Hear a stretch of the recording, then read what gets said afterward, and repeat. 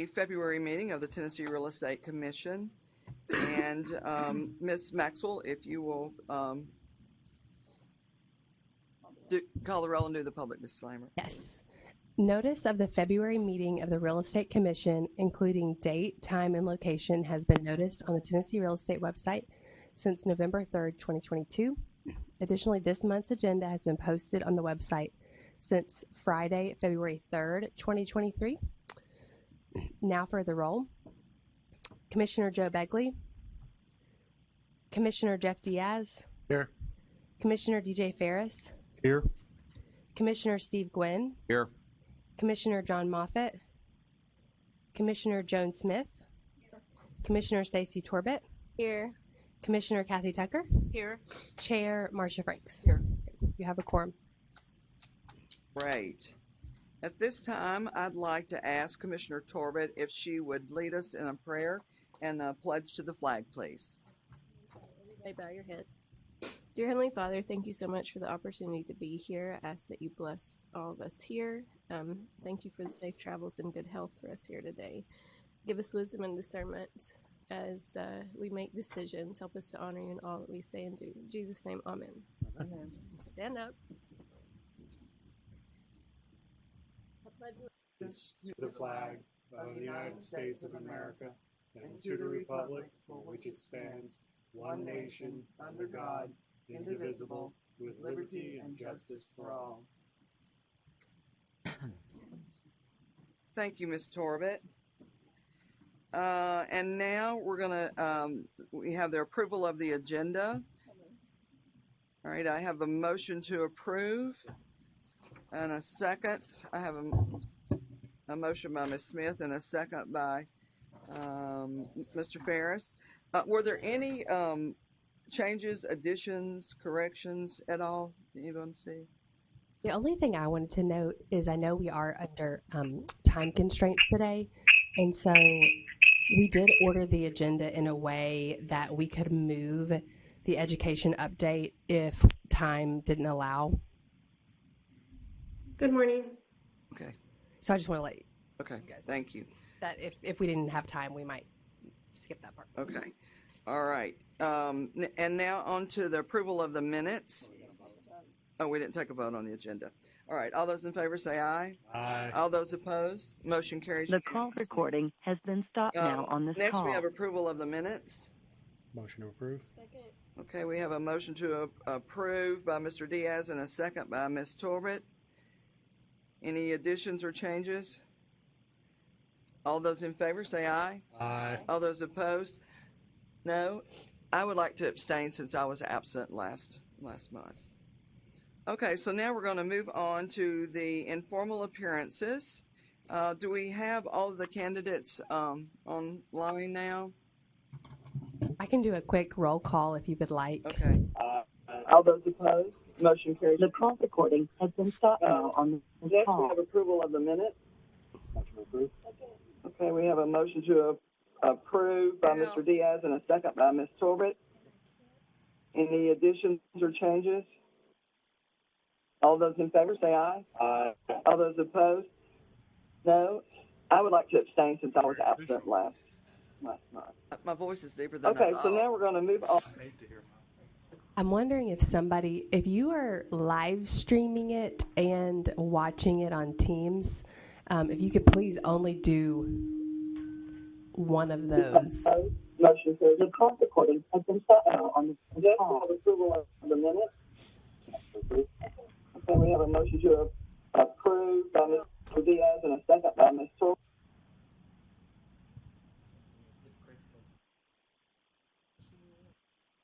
Okay. Crystal, I see Crystal's here. I see Dominique. Is Shane Carter? I see Shane Carter. James Hunter.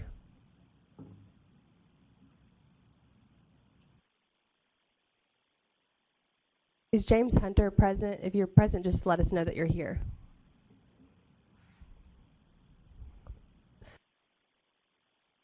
And Heather Harold, I see on the line as well. Is everybody's principal broker here with them?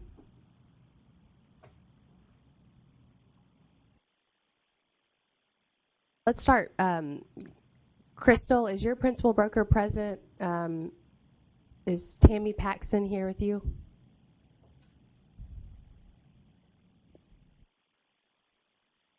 Gonna need to unmute to speak.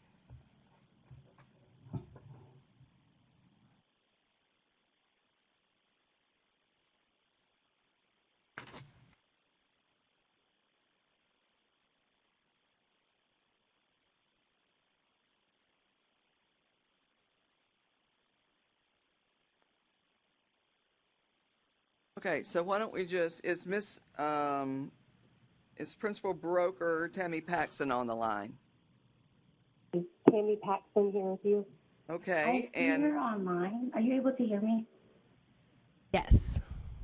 I need to unmute to speak. Are you listening to the video on another platform as well by chance?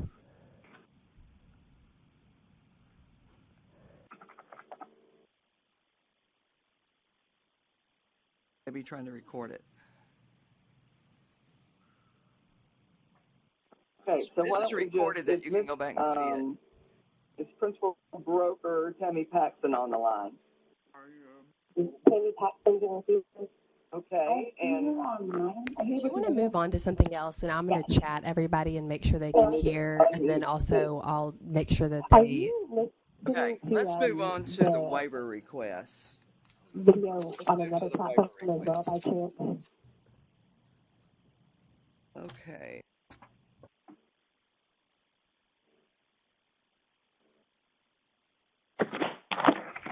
Okay, our first waiver request is from Elson Wang.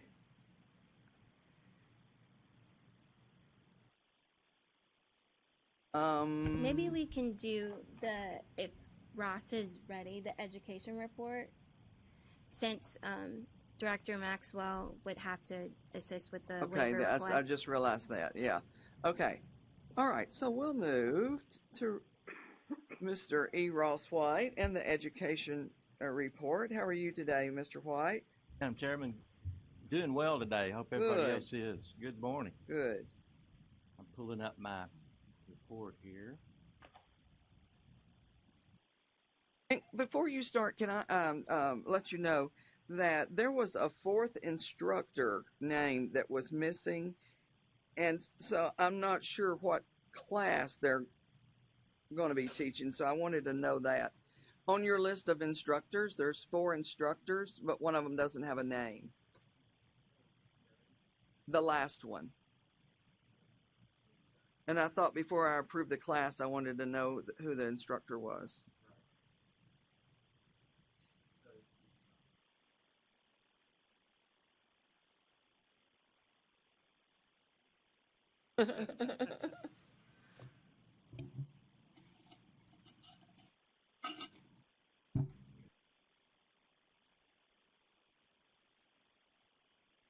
Hey, The last one, the name is blank. They went to John Shaw High School in Mobile, Alabama. okay.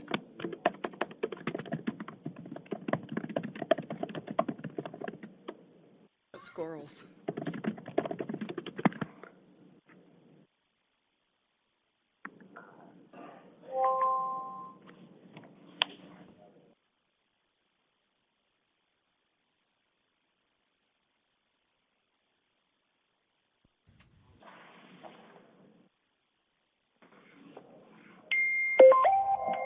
This meeting is being transcribed. This meeting is being recorded. I can't hear you. Can you hear me now? I can hear you. Are we done? I don't know what happened. I don't know what happened either. I was listening on their live stream. We can so I hear could hear them, you. but in the group, Please saying mute. I can't Please hear them. mute. If you're online, please mute. I couldn't hear him I heard something in the group, but I haven't seen this, so I don't know what's going on. All right, turn They those kicked off. me out, and so I signed back in. Same. I'm texting in the meeting chat. Okay. I'm Correct. sorry. I know this is real very quick, distracting. when are you Mr. starting White. your That's fine. Friday Got the name meeting? now. This Friday or Can you just turn the volume down at least, at Caitlin? noon or 1? 4? You have to give me more. I am. My brain's not working. Clover. You. Oh, last week was just the introduction meeting. Okay. Is So- that the one you want me in or the one with? Yeah.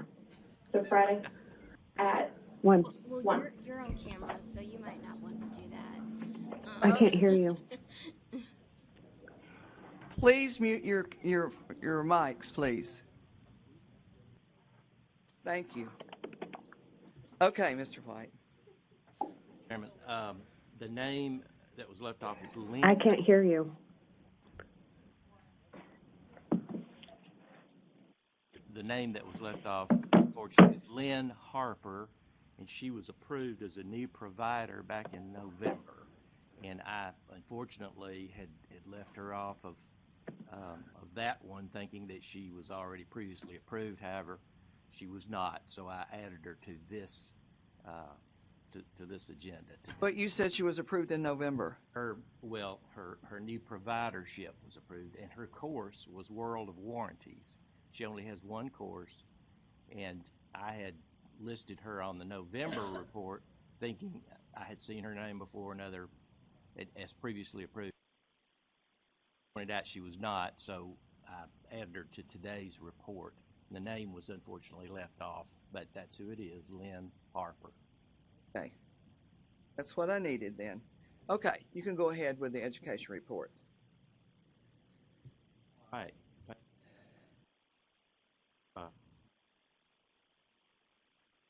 February education report. I've reviewed all the providers, the instructors, and the courses for today, noted as F1 through F17, and I present them for your review and approval. Are there any questions about any of these courses from any of the commissioners? Motion to approve courses F1 through F17. All right, I have a proper motion by Commissioner Diaz and a second by Commissioner Ferris. Any other discussion? All those in favor say aye. Aye. All those opposed, motion carries unanimously. And then on to our instructors. Moving on to the instructor's report, I have 4 on there, in addition now with Ms. Lynn Harper, again for your review and approval this morning.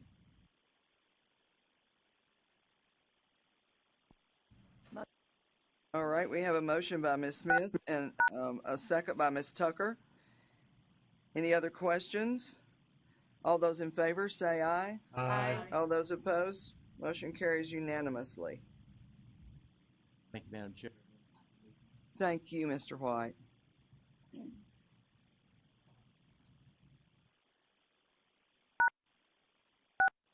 Okay. You are no longer Do we need to muted. take a break, Caitlin?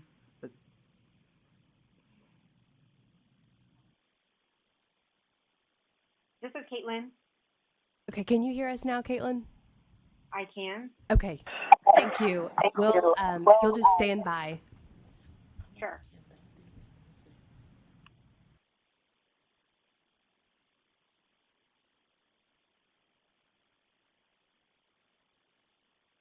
Are we ready to proceed? Okay.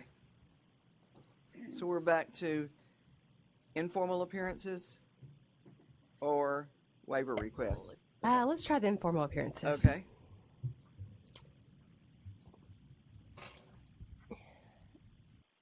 Okay.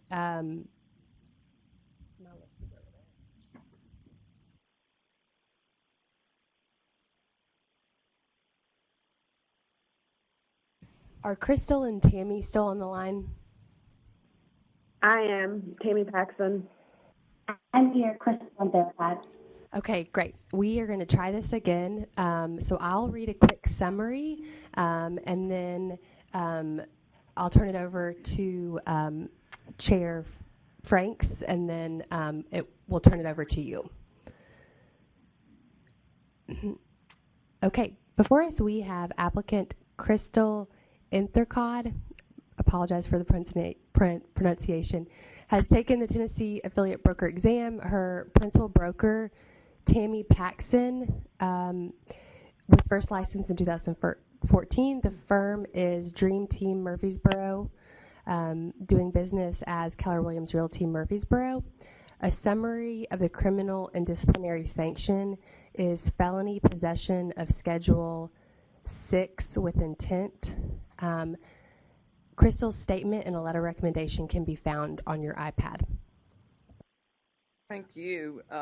So this is what we're going to do. And Crystal, how do you pronounce your last name? Inthercod. Is it okay if I call you Crystal? Yes, that's fine. Okay. Sorry for that. So what we'll do, Crystal, is we're going to let you tell us what you want us to know about your circumstances, what led up to this problem and your arrest, and then what you've done since then, and why you want to be in the real estate business. And then we'll the commissioners will be able to ask you any questions that they may have. And then we'll move on to your principal broker, Ms. Paxson, and we'll ask her to let us know why she's interested in having you, something about her training, and what she's expecting you to be working on, and anything she'd like for us to know about you as a candidate. So at this time, Crystal, you can go ahead and start. Okay, thank you. Good morning, everyone. My name is Crystal Inthercod, and a few years ago, a long time ago, I was in a relationship with this guy that I was dating, and basically I made some choices that I broke the law.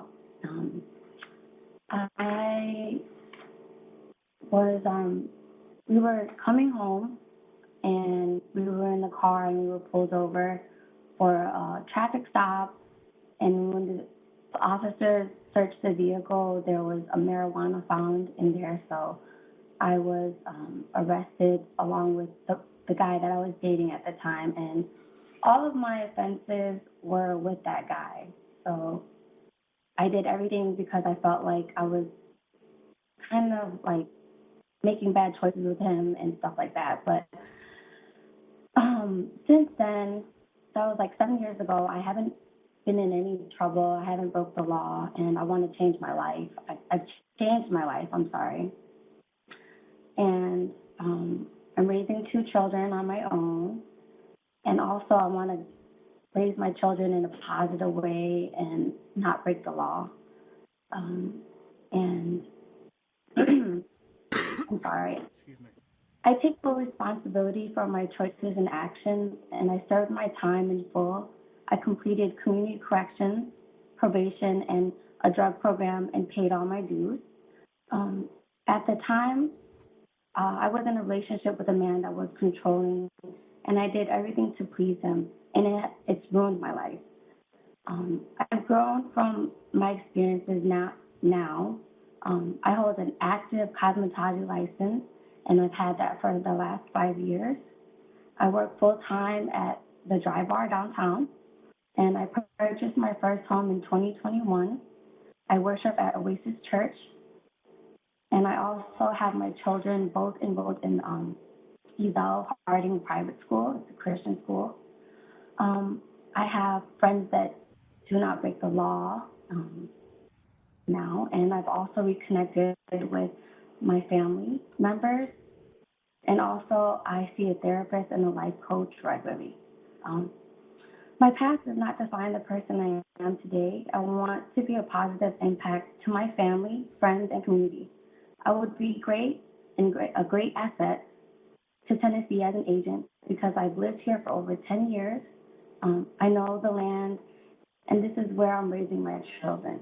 This is home to me. My purpose in life is to help people, and I want to help people find their homes and properties here in Nashville, Tennessee. That's all I have. Thank you. Thank you. Does anyone have any questions of Crystal? Okay, so let's go to Tammy Paxson, your principal broker. Ms. Paxson, if you'll tell us what it is that you plan for Crystal to be doing, how you're going to be training her, and why you want her to be one of your agents. Okay. I'm Tammy Paxson. Crystal would come in as any other agent here. We have tons of training for all of our agents. I think that's what we're best known for is our training. So I believe that she would be great fit with us because of all the training that she's going to get. She's going to go through Ignite, contract classes. So we've got a lot of different classes for her to go through. If she doesn't, that's when we'll sit down and talk through that. But I mean, I feel like Keller Williams is known for training, so she will get all the training that is available to everyone else as well. Okay, any question by the commissioners? I would like to congratulate Crystal on how she's been able to change her life and move forward. But I would ask, Ms. Paxson, I see that you've been a broker for 8 months. Is that correct? A principal broker? It is. Yep. That I know Keller Williams is well known for their education, but I would love for you to just keep an extra hand and with Crystal because of these circumstances. And at this time, is there a motion? Oh, okay. We have a question from Mr. Diaz. Ms. Paxson, I was just curious. You and Ms. Crystal, you're geographically close, right? We're not talking you're in one city and she's in a different city? I honestly don't know where Crystal lives. I never asked her that question. Okay. Ms. Crystal, do you yes. live close to the broker office that you're affiliating with? Yes, I live in Smyrna, Tennessee. And you're going to be doing business in Nashville? No, Murfreesboro, Tennessee. Okay. Okay, thank you. Any other questions? No. Is there a motion? Second. All right, we have a proper motion by Mr. Ferris and a second by Ms. Torbett. Any other discussion at all? All those in favor say aye. Aye. All those opposed?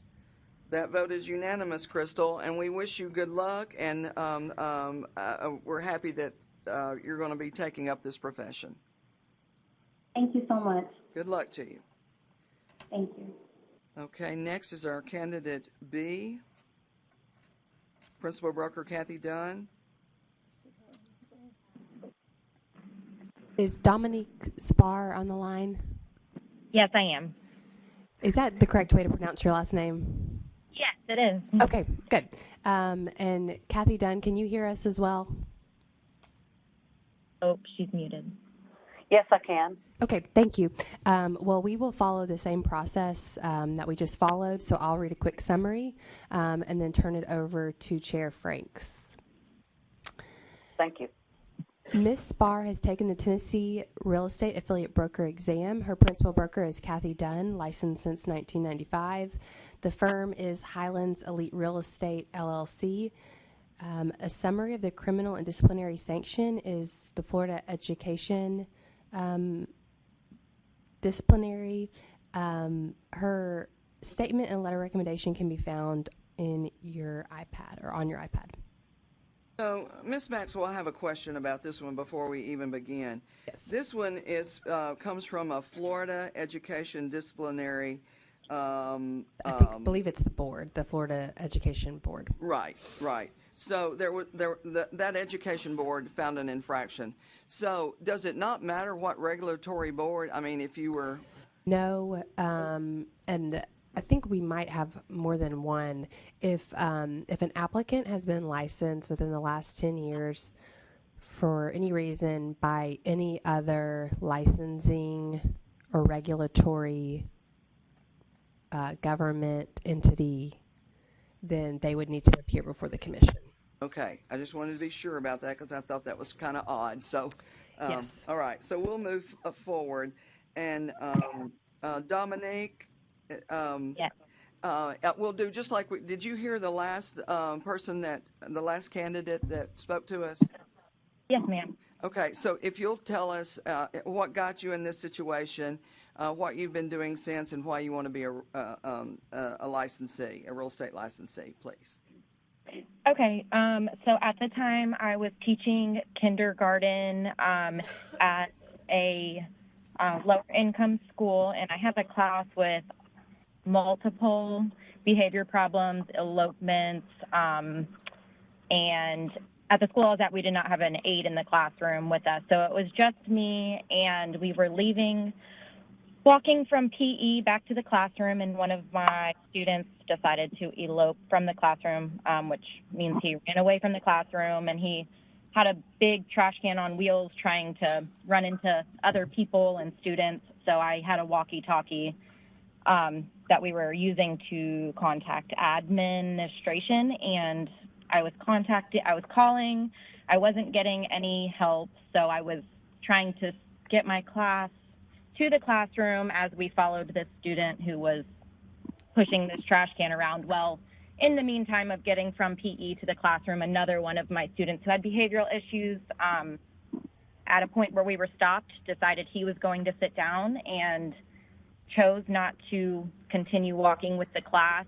So by the time I got the rest of my class to the classroom and I'm calling for help still for this other student, somebody else called me and asked if I was missing a student, and I said yes, I've been calling, and they're like, no, not that one, you have another one sitting over here around the corner.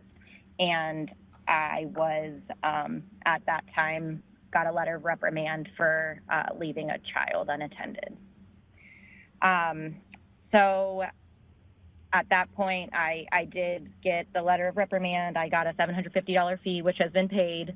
I chose not to go back to education, and sometimes God's plan is bigger than ours. My dad was a real estate agent at the time, so he encouraged me at that point to get my real estate license, which I'm very thankful I did. I've been licensed in Florida since 2018, have been a top producer every year. I believe real estate's truly my passion. I enjoy doing it. I don't feel like I'm ever really working because I enjoy it so much. And so recently, my brother's family and my parents decided to move to Tennessee. So of course we're very close. We followed along, and I just love to continue serving the community here like I have at in my hometown. Okay, great. Kathy, what do you want to tell us about this candidate? Yes, so I met Dominique. One of our agents helped her find a place here in Cookville, and he mentioned to me that she'd been a licensed broker in Florida and was working on getting her Tennessee license and would like to talk to me about affiliating with us. So I met with her, researched her, found out that her real estate background was flawless, and the only thing that I know is that, it's the education infraction, and so I had no hesitations about bringing her on. I'm excited. Hopefully she'll get blessed today and be able to get her license, and I look forward to seeing her success in our office. Okay. Does anybody have any questions of either Ms. Dunn or Ms. Spar? I would say that I'm sorry that this happened to Ms. Spar, actually, and that I hope we do better with our teachers. But do we have a motion? Second. Okay, we have a motion by Ms. Smith and a second by Mr. Diaz. All those in favor say aye. Aye. All those opposed? That motion carries unanimously. Congratulations, Ms. Dunn, on what sounds like a great agent for you. Yes, thank you. I'm looking forward to it, and I'll see you guys this afternoon. Okay. And good luck to you, Dominique. Thank you so much. Bye-bye. Bye. Okay, next we're going to move on to candidate C, Principal Broker Timothy Earls. Is Shane Carter on the line? Good morning, Commission. Shane. Okay, good morning. I'm going to read a quick summary, and then I will turn it over to Chair Franks. Thank you so much. Thank you. Mr. Carter has taken the Tennessee Real Estate Affiliate Broker exam. His principal broker, Timothy Earls, was first licensed in 2005. The firm is Tennessee Realty, LLC. A summary of the criminal and disciplinary sanction is was by the Utah Real Estate Commission. Mr. Carter's statement and letter recommendation can be found on your iPad. Good morning, Mr. Earls and Mr. Carter. We're happy to have you here today. Were you listening to the other candidates as they spoke to know what we're looking for you to tell us? Yes.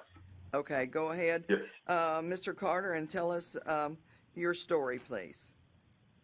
Okay, I've been a licensed agent in multiple states since 2000, and I've had to do this, of course, every time I get relicensed or get licensed in a new state.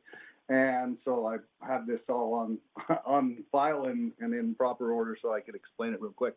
I had back in 2016, I had an infraction with the Utah Real Estate Commission regarding advertising on social media that I didn't have my brokerage identified properly, and I was disciplined with a $150 fine, which I paid, and I'm still licensed in Utah actively, and I'm also inactively licensed in Nevada, and we just moved to Tennessee in August, and love it here and plan on being here until it's time to go home. And excited to continue my real estate career here in Tennessee. Okay, thank you. Does anyone have any questions of Mr. Carter? Mr. Ferris? Thank you, Mr. Carter. This is DJ Ferris. Was there something regarding a divorce with your application or any other infractions regarding that, or am I mistaken? Yes, sir. No, you're absolutely correct. In fact, that's the one I thought we'd probably discuss. So back in that same year, 2016, I was going through an extended divorce, and I was in communication. My wife had moved out, and we still communicated back and forth with text messages, and she must have started another relationship while we were still in the process of separation.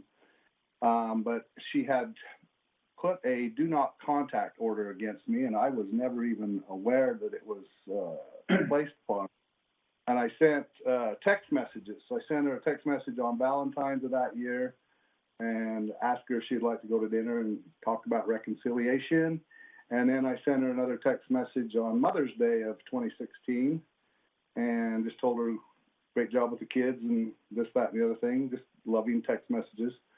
And then, I think it was June of that summer, I was pulling up to my house and I got arrested for stalking. And I wasn't even aware that I was stalking. But anyways, after going through the court process and realizing that I had, unbeknownst to myself, sent text messages that were violating the do not contact order, I had to go through probation, pay a fine, and then the charges which were quite severe in the beginning, which I was surprised at, were reduced finally to Class B misdemeanors. So I'd like to ask, Ms. Matlock, that's not even really a part of this. That we really don't need to judge him on that at all. It's just the disciplinary action he had by the Utah Real Estate Commission. Is that correct? Okay. He just had that in his narrative, and I understand why you were wanting to ask Thank you, that. Mr. Carter. No further questions from me. Did anyone else have questions of Mr. Carter? Okay, so now we'll hear what Mr. Earls would like to tell us about you. Yes, so first of all, I've been a broker for about 7 years. I've got about 40 agents that work under me, and I've helped train them and teach them and guide them, and especially my new agents, I kind of pride myself on communicating with them. All my agents know I'm available 7 days a week, talk, text, email.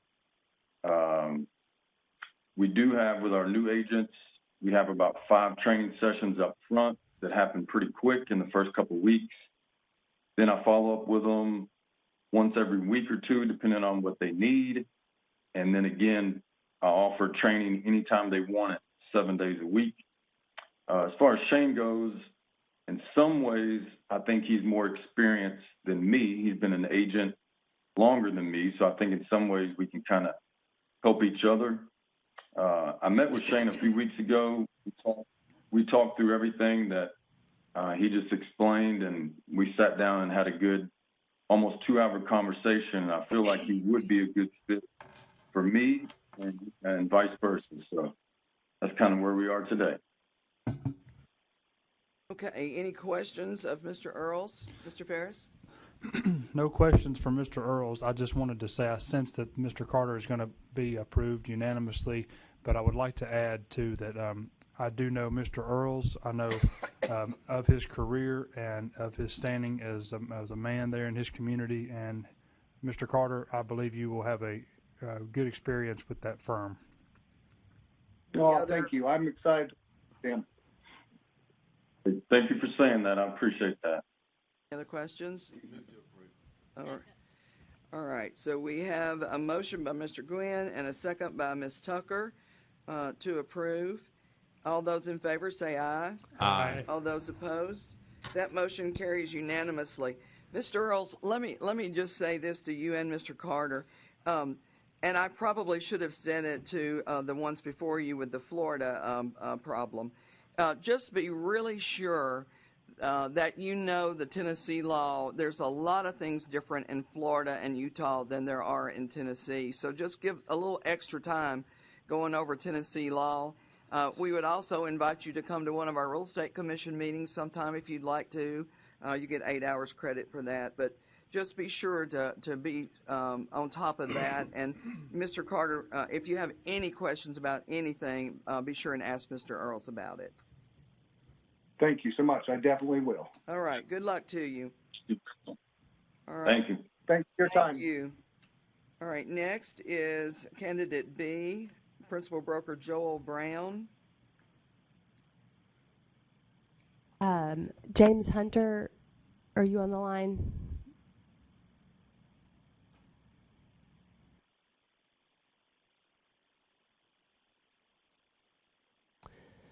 I think if we can move on to Heather Harold, are you present? Yes, I am. Okay, and is your principal broker present as well? Yes. Okay. Yes, I'm here. Okay, perfect. I'm going to read a quick summary and then we'll turn it back to Chair Franks.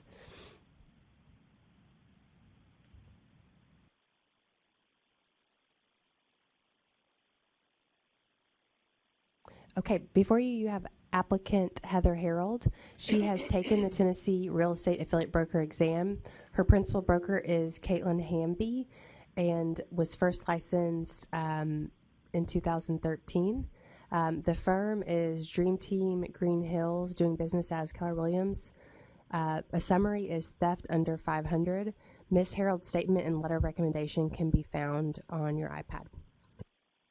Okay, good morning, Ms. Hamby and Ms. Harold. Thank you for being here today. Were you listening when we interviewed the other candidates? Yes, ma'am. Okay, great. So if, Ms. Harold, if you would like to tell us what you want us to know about what brought you here today. So the charge was an isolated incident. It was in St. Charles, Missouri in 2015. I was in a self-checkout line and I received a urgent call from my son's martial arts studio. It was an emotional moment at the time, and I forgot to pay for an item and I was rushing, and as I was leaving to go get my son because he had gotten injured, an associate came up to me and said that I didn't pay for something, and then, I realized, in the moment that, I did forget to pay for something. So I offered to pay for it, and I apologized, and he was just very unsympathetic and texted an officer and accused me of theft. And so I got arrested for that. They released me immediately, and I did pay a fine to St. Charles City and also to the Walmart store. I wasn't convicted, it was a citation.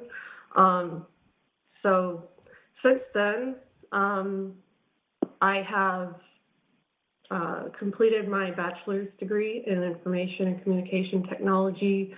No incidents since then, no incidents before then. I have also worked at Lockheed Martin as a DoD contractor, so I do have a top secret clearance.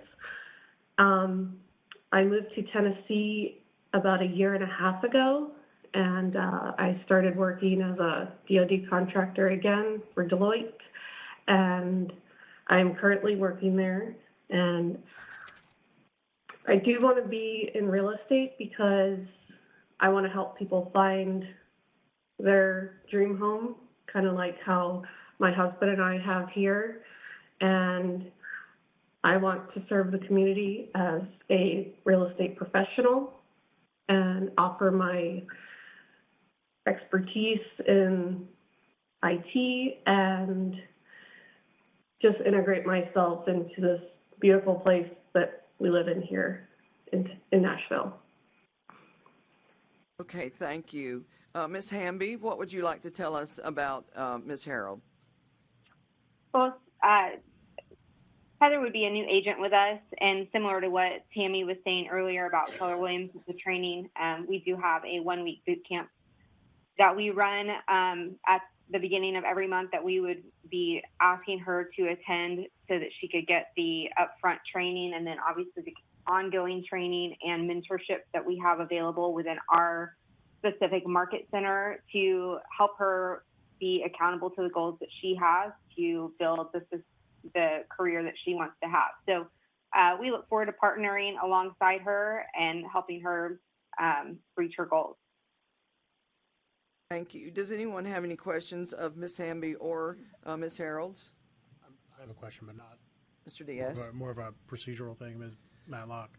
So it says here that this is a citation, not really a conviction, or like she put trial or anything like that. We're just trying to understand why this applicant is appearing before us for something that's labeled as a citation and not necessarily, because we don't hear people like plead guilty to speeding tickets. Is this something, do the two equate to each other, or is this because it was a theft? Or is it terminology?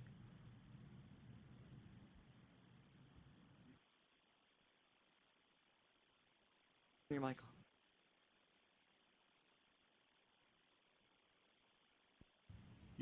Cited for a criminal offense. I don't know about this situation in particular, but I know that you can be cited for a quote unquote criminal offense. So I guess because it's in Missouri. Also, the paperwork says something different than what's been provided on here. So this just says citation information. So I there's a difference. So she is required to be. Okay. Any other questions? I move to approve this applicant. Okay. All right. We have a motion to approve by Mr. Diaz and a second by Ms. Torbett. Any other questions? All those in favor say aye. Aye. All those opposed? That motion carries unanimously. Ms. Harold, good luck to you. Thank you for being here. Thank you so much. All right. Do we have D?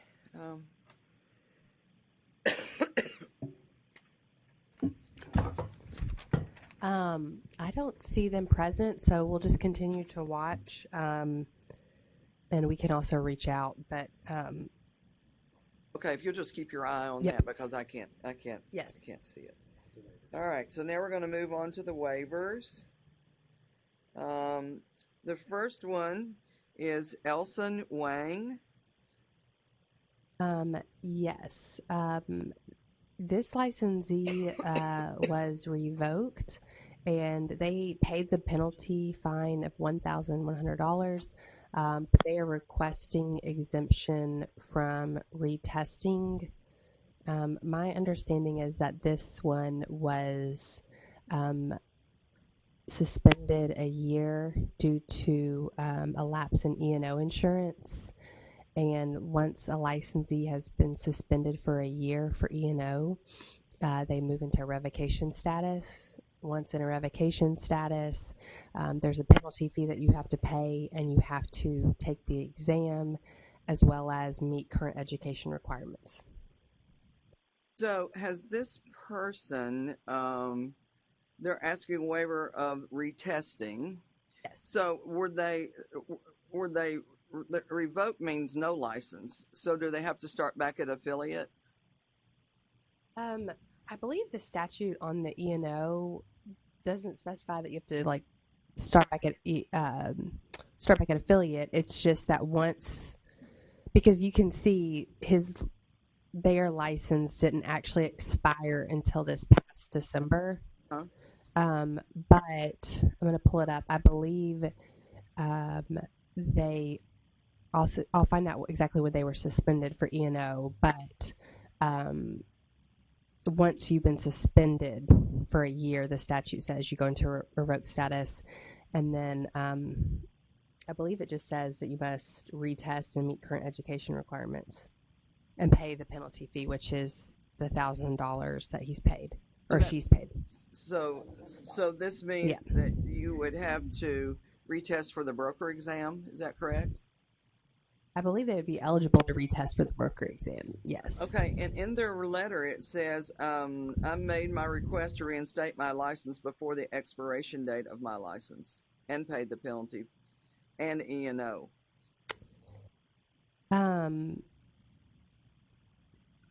Their license would have already been revoked at that point. I don't know exactly if we were waiting on some documentation to present them to you. Do they have all their education?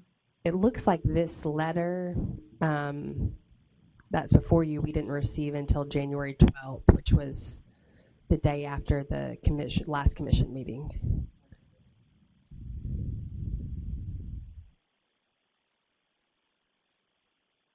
So they're asking to waive the retesting, and they're also asking us to, are they asking us to waive the $1,100 also, or just the retesting? It doesn't appear to me that they are asking for the penalty to be reimbursed. They already paid the penalty, and it just appears that they do not want to take the test. So is it in our purview to, since it is in law, that they have to retest?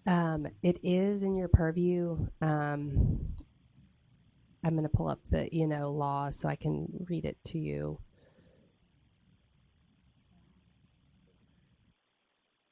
So upon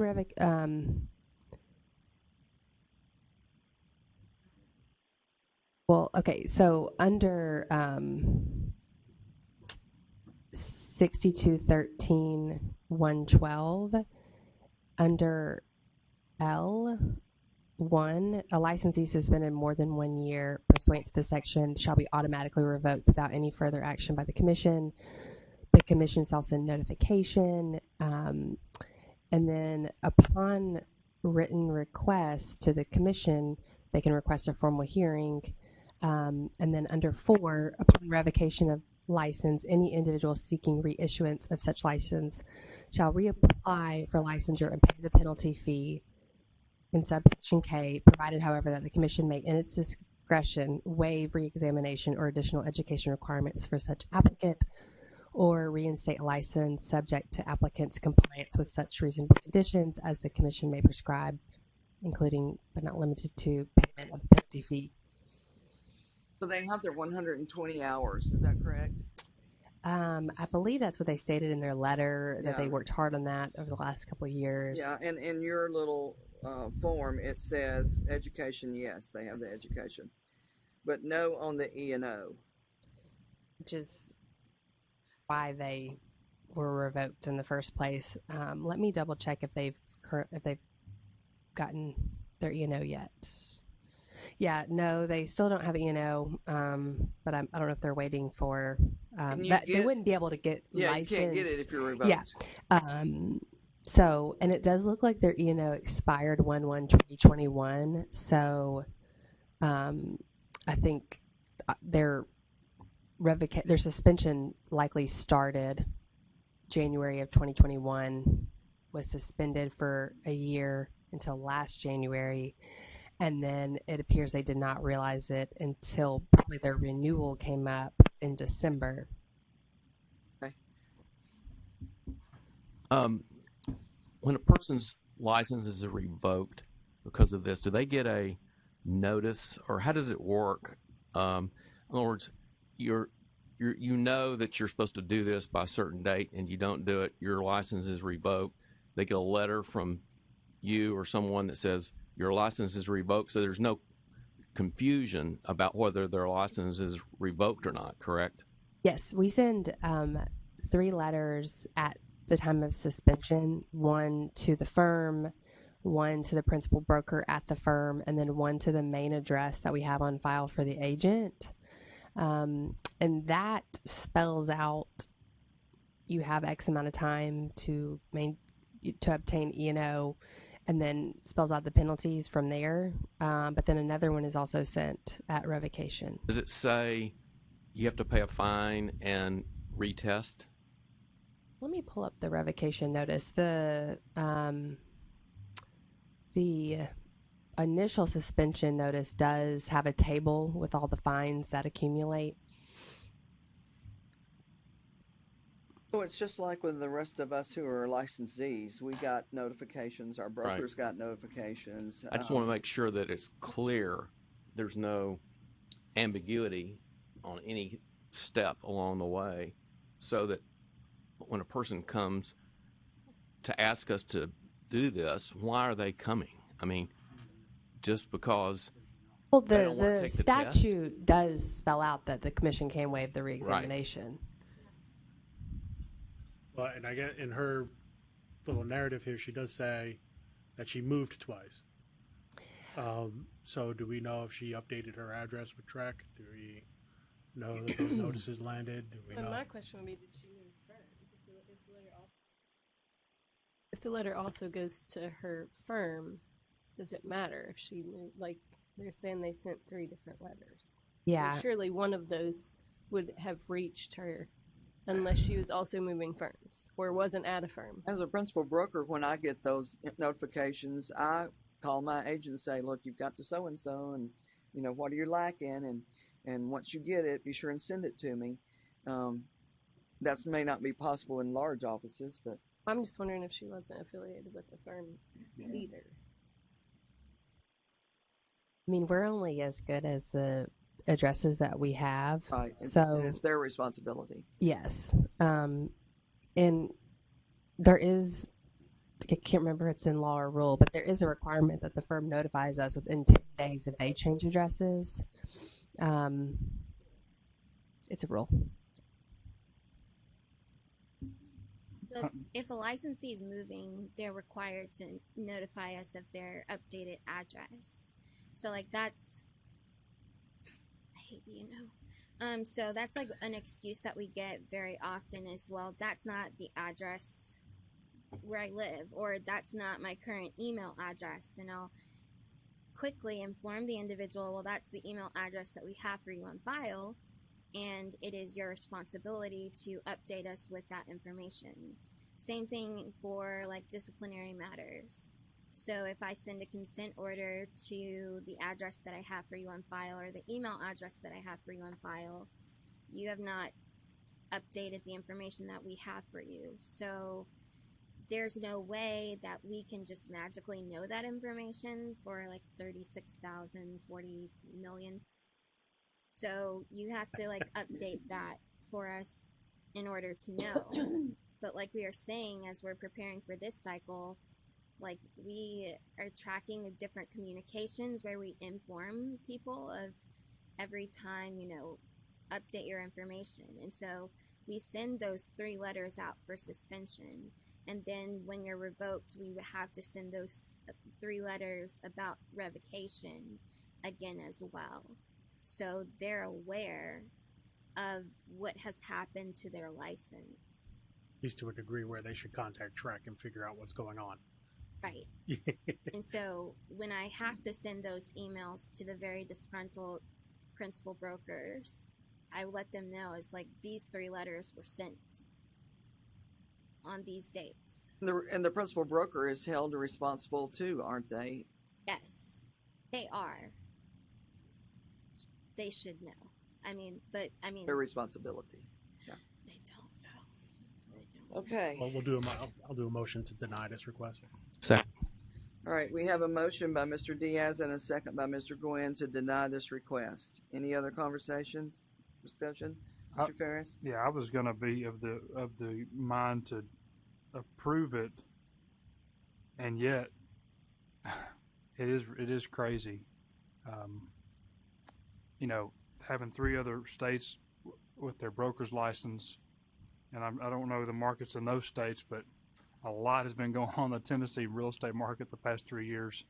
I can't imagine the other 3 were any bigger or more. So it's like, yeah, what are you doing?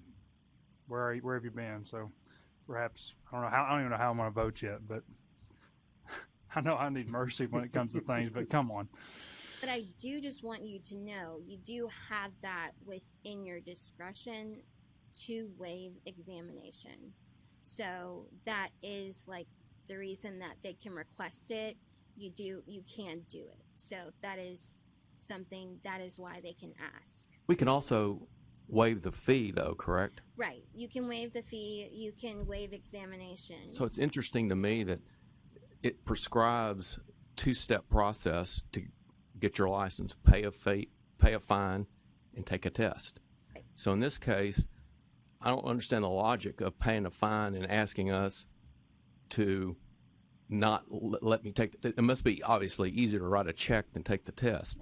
But, Amen. But I mean, if I were her, I would have said, That's what she's asking. Exactly. That's what they're asking. But why pay the $1,100? I mean, if she's gonna, because she's trying to avoid taking a test. I'd rather, I know it. Don't hurt to ask. I'd rather cut a check than write a text than take a test. Yeah. Well. Are you a broker? Yes. Okay, so you wouldn't want to do that again, probably either. I mean, but I know. It's what the law says. Okay. And you said education requirements are up to date otherwise, right? That's what they have said. Let me double check while we're here. But after retesting, will they have to take the 120 hours again? The statute, like when you read it, it says upon revocation, individuals seeking reissuance of such license shall reapply for licensure and pay the penalty fee. And then it says, waive re-examination or additional requirements. I don't see that as like starting all over, so I don't see them having to take the 120. All right, anything else? All right, so we have a call to the question. We have a proper motion by Mr. Diaz and a second by Mr. Gwynn to deny this applicant. All those in favor say aye. Aye. All those opposed? No. All right, we have 2 noes and 1, 2, 3, 4, 5 yeses. That motion carries 5-2 to deny. All right, on to the second one. James Dodson. let me get this pulled up. I believe this is a medical waiver request.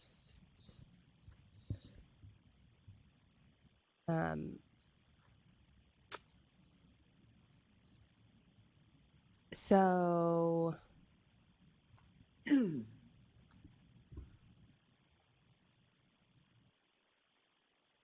Dotson's current license is an affiliate, and he's trying to upgrade to a broker. I know. Okay, I remember now.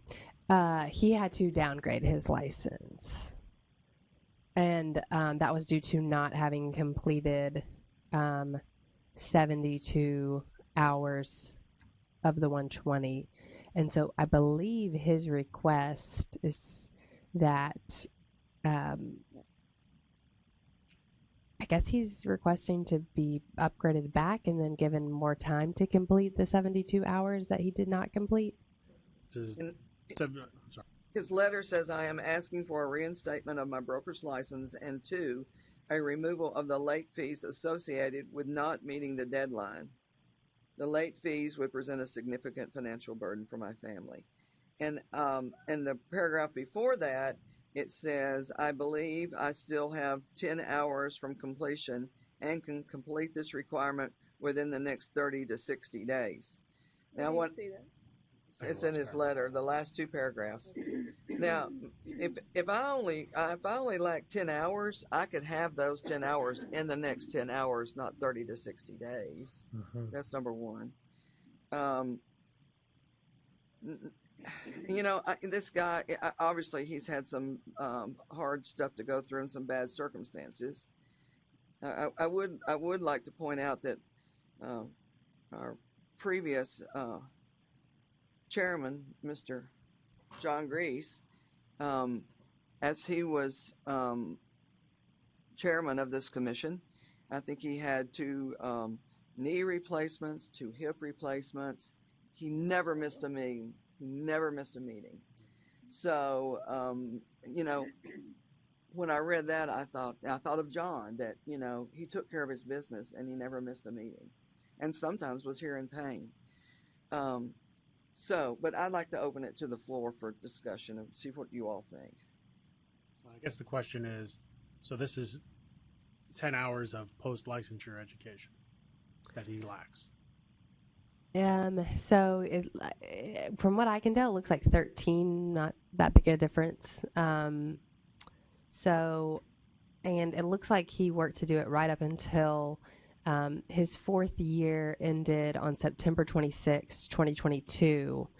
And so at that time, he came up for renewal. I'm sure he reached out to us because he couldn't renew, and was told then that he would either need to retest or downgrade. And so it looks like he chose to downgrade at that time, and now he's asking to come back reinstated and just an opportunity to finish the 13 hours that he lacked. So the license he holds right now is an affiliate license. Yes, it looks to me like he downgraded around the time that the renewal was up, and that those were the options available to him were. And is it in our purview to reinstate his broker license since he's an affiliate broker? He got downgraded to affiliate. And voluntarily did so.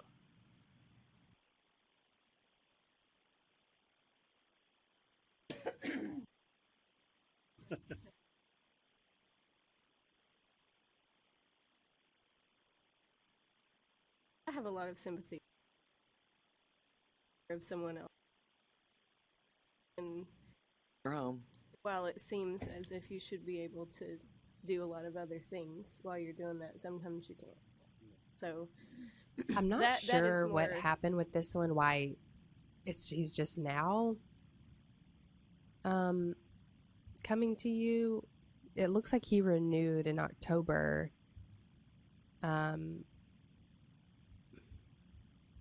Because his It expiration might- date is 2024, so he's already renewed his affiliate license. Yes, he renewed. Well, he downgraded his license October of 2022 rather than retesting. Okay. And I mean, when a broker doesn't complete the 120 and they retest, they do have to start. The 3 years starts over. What? 3 years for the one. Yeah, like the 120, you start it over. So he has another year before he actually can, if he weren't asking to be reinstated, he has another year because he has to be affiliate for 3 years. Well, he would have already been affiliate for 3. No. That Like he okay. so if you don't complete the 120, you can retest for a broker and start the 120 over. He would have, the law just says you have to have 3 active years. Okay. And so he would have met that because he was first licensed in at least 2015 and then upgraded. So what happens to all of those hours that he has done? They're just gone. Yeah. Well, they count for hours, they just don't count. They just don't count towards the 120.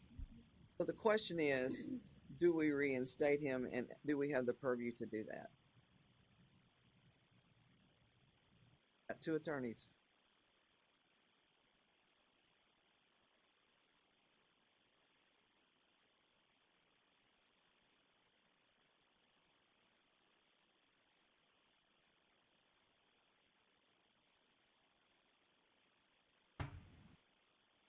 I've got a question while they're Okay. discussing it. So, Caitlin, he got his affiliate license in 2015, correct? Yes. And then he had to spend 3 years before he could get his broker's license. All right, so that would put him up to 2018 or thereabouts, correct? Correct. So he had a broker's license for how many years before he ran into trouble on the education piece of it? Like a couple of years, or so he did do requirements to maintain his broker's license for at least a year or two. Is that wrong? Well, or do you know? It's wrong in that. So he was first licensed 2015. It appears that he would have upgraded around 2018, and then the law says you have 3 years to complete the 120. Due to the way that the renewals fall now, I believe when that 120 law was enacted, it was an annual renewal, and so 3 years wasn't really weird. Well, now 3 years falls in the middle of the second cycle, and so brokers are allowed to finish it between year 3 and year 4 with a penalty. So you essentially have 4 years with penalties. It's $50 a month after you after that third year ends, and so he looks like his I'm 120 just trying to figure out how did he get he says he's 13 hours short. Is that what I'm hearing? He may still have been taking classes. So he's. It looks like he started taking the classes in 2020 and then took them all the way up until up until right before his expiration, but he was still 13 hours short. So his deadline to get the 120 was when? The deadline was September 26, 2022, and that's with penalty. He should have finished it. To be within the 3 years, he should have finished it by September 26, 2021. 21 or 2? 21 is 3 years. Okay, all right. 22 is the fourth year. So But it had penalties. 3 Penalties years to get to the fourth year. Yep. After the So third there, year, it's kind of like an extension fee. it's an extension mainly based on the fact that the renewal is every 2 years now. So he gets to September of 22, and he's 13 hours short of the 120 that he should have done in 3 years, but he had an extra year, correct? On this form at the very bottom, it says he's requesting to be reinstated as a broker with time to complete 72 hours. Well, he never got. Did he ever get his broker's license? Yes. Yes, But it was contingent on doing the. So it's like a what's the word I'm looking? It's a contingent broker's license, really. Does it say if you don't do the hours, here's your broker's license, you've got 3 years to do this. If you don't do it, it automatically reverts back, or how does that work? Yeah, basically, if you don't do it, then the options are to retest or to downgrade. Did this come about in not long ago? We started discussing that there were principal brokers who had not completed their 120 hours as a broker. And so we had several people, I think, and you had to let them know about it. Was this one of those cases? This It was wasn't. not. Okay. No, that error in our system affected a different group of people. Do we have an answer back with our attorneys? Can you remind me what the question was? Is it in our purview that The question was, do we think it's within your discretion to do so? And I think it's different from the other group of people in that we don't have the error from the system. Also have like the extra that we're talking. So I just don't know how to give. So like it would be the statute's pretty clear of how much time you have to complete the time to be a broker. Does he have any affiliates that he's supervising as a broker? Well, he's downgraded now, He's so already an affiliate anyway. So that's just like my thing is like I don't really see where you would get the wiggle room to give the individual extra time beyond the 4th year. Have the extra time.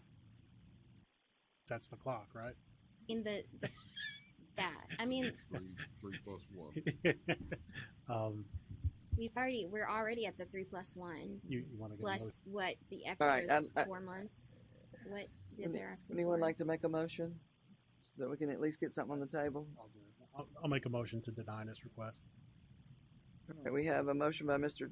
Diaz to deny. Do we have a second? All right, we have a second by Ms. Smith. All right, now discussion, anyone? Before we vote on this denial?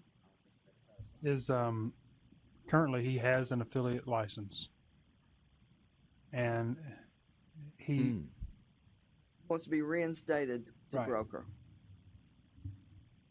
He's had 4 years to get his classwork done. She's saying we don't have any Right. purview. We don't have any purpose. You made a request. I just think it sends a bad message to all the principal brokers out there that have done their stuff and taken care of their business that we wave a magic wand and give him his broker's license and let him complete a truncated education. I mean, I'm sympathetic to his circumstances, but he's had 3+1. That's my rationale anyway. We ready to vote? All those in favor to deny this motion, say aye. Aye. All those opposed, say no. No. 5-2. 5-2. Okay, that motion carries 5-2. Right now, on to our last candidate. Let's see.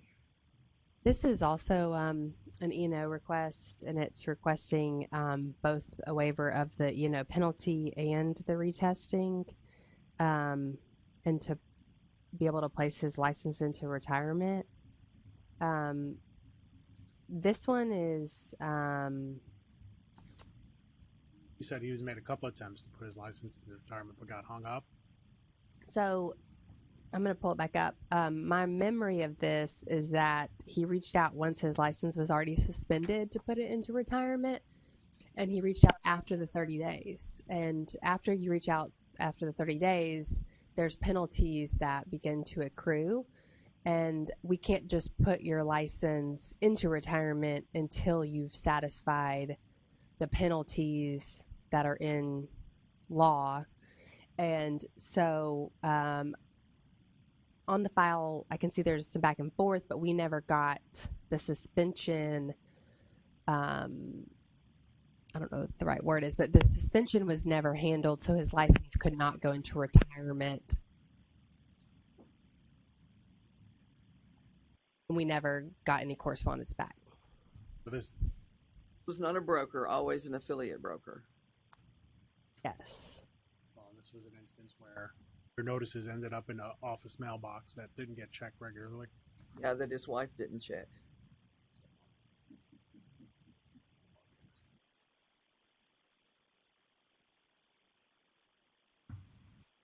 Thoughts, discussion, motion? So he's asking us to waive. He's asking for both. He's asking for a waiver of the $1,100.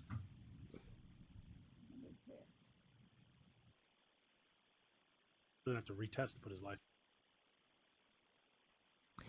Has no education or E&O. And he's now in a revoked status, so. Oh, he's now revoked. Mm-hmm. So he has no license right now.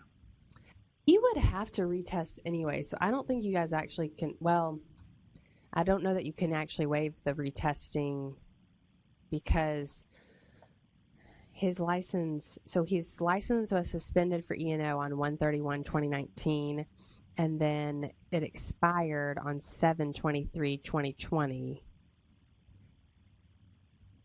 What expired, the E&O or the The license? License expired. But at that point, his license had already been suspended for a year, and so So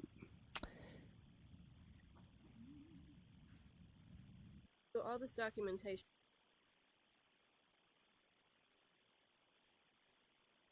What does all the documentation that he's talking about? What does that prove exactly? Because Did he he's send it? referencing emails and checks and. So, what we have on file is that he submitted a retirement form in July of 2019, and we sent him the suspension letter with the fee, and he never satisfied the suspension. Basically, he thought, I guess. That was it. I'm trying to figure out how he got it to. Yes, yeah, no, I think he submitted the retirement form. There is some communication where we went back and forth with him because his principal broker didn't sign the retirement form, which is requested on the form that you complete lines 1, 5, 7, and 8. It's not requested, it's required. So there is some communication where we reached back out and asked for a signature on line 5. And then it looks like this also says we might not have received the fee.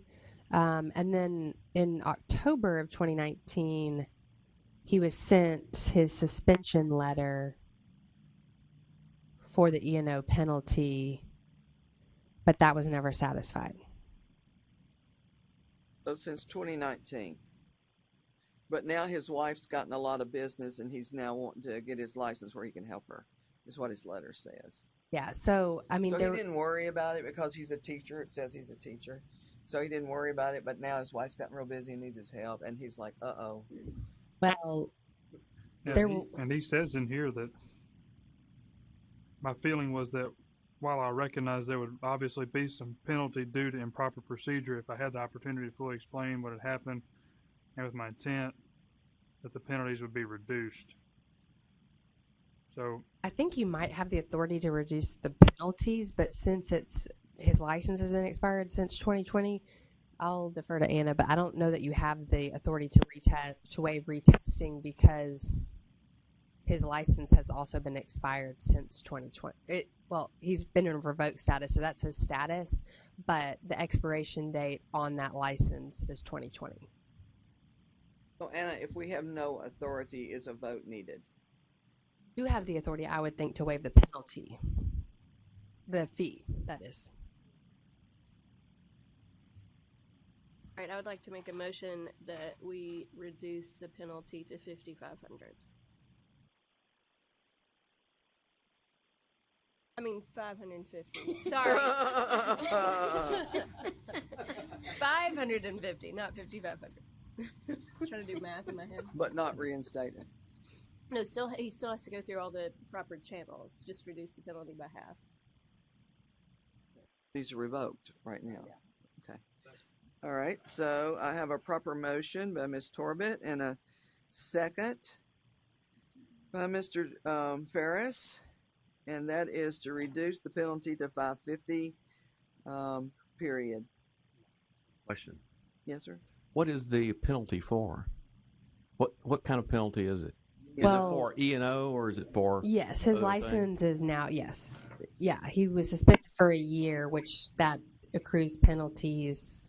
It's $200 if you have no lapse in E&O insurance and $400 for the first 120 days if you do have a lapse. And then after that, it goes up by about $100 a month until the 1 year. And then at the 1 year mark, it goes into revocation. So at this point, he has to retest. He has to pay the penalty fee of $550. He has to get E&O. He has to have the education. Is that correct? Before he can have a license. Retest his affiliate Before he broker can test. before he can have a Yes. license. Yeah, 'cause that's what it's about. That's, yeah. Both affiliate. tests, national and state. Yes, yes. Okay. All right. Other questions? Everybody understand the motion? All right. All those in favor say aye. Aye. All those opposed say no. Motion carries unanimously. Okay. We still don't have Mr. Hunter on the line, correct? No. Okay. Can I ask a question? And when we send that, are we still putting a deadline on payment? Oh, as to they have to pay the $550 if At a certain that's. period of time? Or can he wait 5 years? I would think 6 months would make sense potentially because that's the application period. But I'm sorry, what was the answer? Anna says she's not in charge. I think you could set a timeline on it. Yeah, you can set your own deadline. All right, so we're going to need another motion for that then, right? All right, do you want to make a motion that it be 6 months then, Ms. Smith? I think there needs to be a timeline. I think it needs to be a time limit. I'm just wondering if 6 months is too long. I would I say think it 90 is. days. I say 3 months. Yep. Yeah. 90 days. I'll make a motion for the penalty to be paid within 90 days. Okay, so we have a motion by Ms. Smith and a second by Ms. Tucker that Andrew Ackerman have 90 days to pay the $550 reduced penalty fee. And then after that, if he doesn't do it within the 90 days, does it go back to the 1,100? Is that your motion? Oh, no. My understanding would be like if the 90 days expires, then, you know, the offer has been rescinded, like contract, right? So it goes back to $1,100. Yeah, everything is gone. Okay. Okay. I'm good. All right. I'm good. Any questions? All those in favor of that motion say aye. Aye. All those opposed? That motion carries unanimously. Okay. Now, let's see. Hunter's not on here. So all we have remaining is the director's report and the commission discussion. Yeah, and then we'll do that. So Caitlin, this informal appearance for Ms. A. Hunter will just defer until next. Yes. Well, we don't defer it. He needs to ask again, doesn't he? Yes. I mean, we'll communicate with them Yeah. and make sure they want to be on They the may change their mind. Or March something. agenda. Or Okay. All right. So why don't we knock out the executive director's report? Okay. I just have a quick update for the commission. I wanted to update the commission on E&O. Currently, around 2,500 individuals were suspended due to lapse in E&O, and that took place on January 31st. So they have 30 days. They have until March 2nd to either retire their license or to get E&O without penalty. And if you're a principal broker with an agent that does not want to maintain their E&O, the principal brokers also have 30 days to broker release those agents before they start to also accrue penalties. So Anna did a summary. I think between Rice and us, there was at least 5 notices that went out via paper and email. Ours were all via email.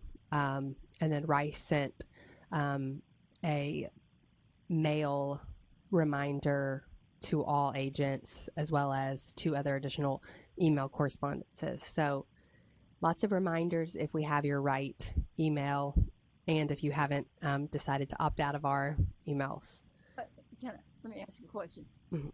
30 days from when? From January 31st, which gives them until March 2nd to either broker release or to Pay or retire or something. retire, get E&O, any of the above, or voluntarily surrender their license. So that's the update on that. I'll have another update for everybody in March as to how many of those are still in the suspended status and therefore have gone into the penalty phase. But that's about in line with what it was the last, cycle. And then I just wanted I to. have one more question. Yes. So, are you saying that's in line with the number or with the percentage because we have more licensee now? I would say the percentage. Okay. There was probably more like 3,000 last in 2021. Oh wait, so we're actually doing a little bit better. Yeah, a little bit better. So, and then I do think over the last 2 years, I know Anna has worked with a lot of different principal brokers, and so I do think some are cleaning up and realize that Getting on the same page. yes. I've worked really hard with the principal brokers. I think it's I try. We know you do. Well, it's just like one of the things that I wish I could explain, if I could have a video that went out to the principal brokers, is just to explain that that I understand that you have a responsibility, that especially individuals. I have a lot of people, but you can't necessarily take the word of your licensee, and I need you to do that due diligence, sure that turned that information for you and to check behind them. So I've had a lot of individuals say, well, this person came to me, with this policy. I was like, well, yes, they came to you with this policy. So the policy was active when it came to you, but then it expired under your watch. So then they were still your responsibility. Or at this point, I have a lot to work with a lot of people and explain, a lot of things over and over again. And so a lot of people, it's just a lot different talking to the principal brokers than with civil penalties and any kind of other discipline. E&O is a different animal. The other thing that we see is a principal broker may sign off on a retirement form and then their agent never submits it, never pays the fee.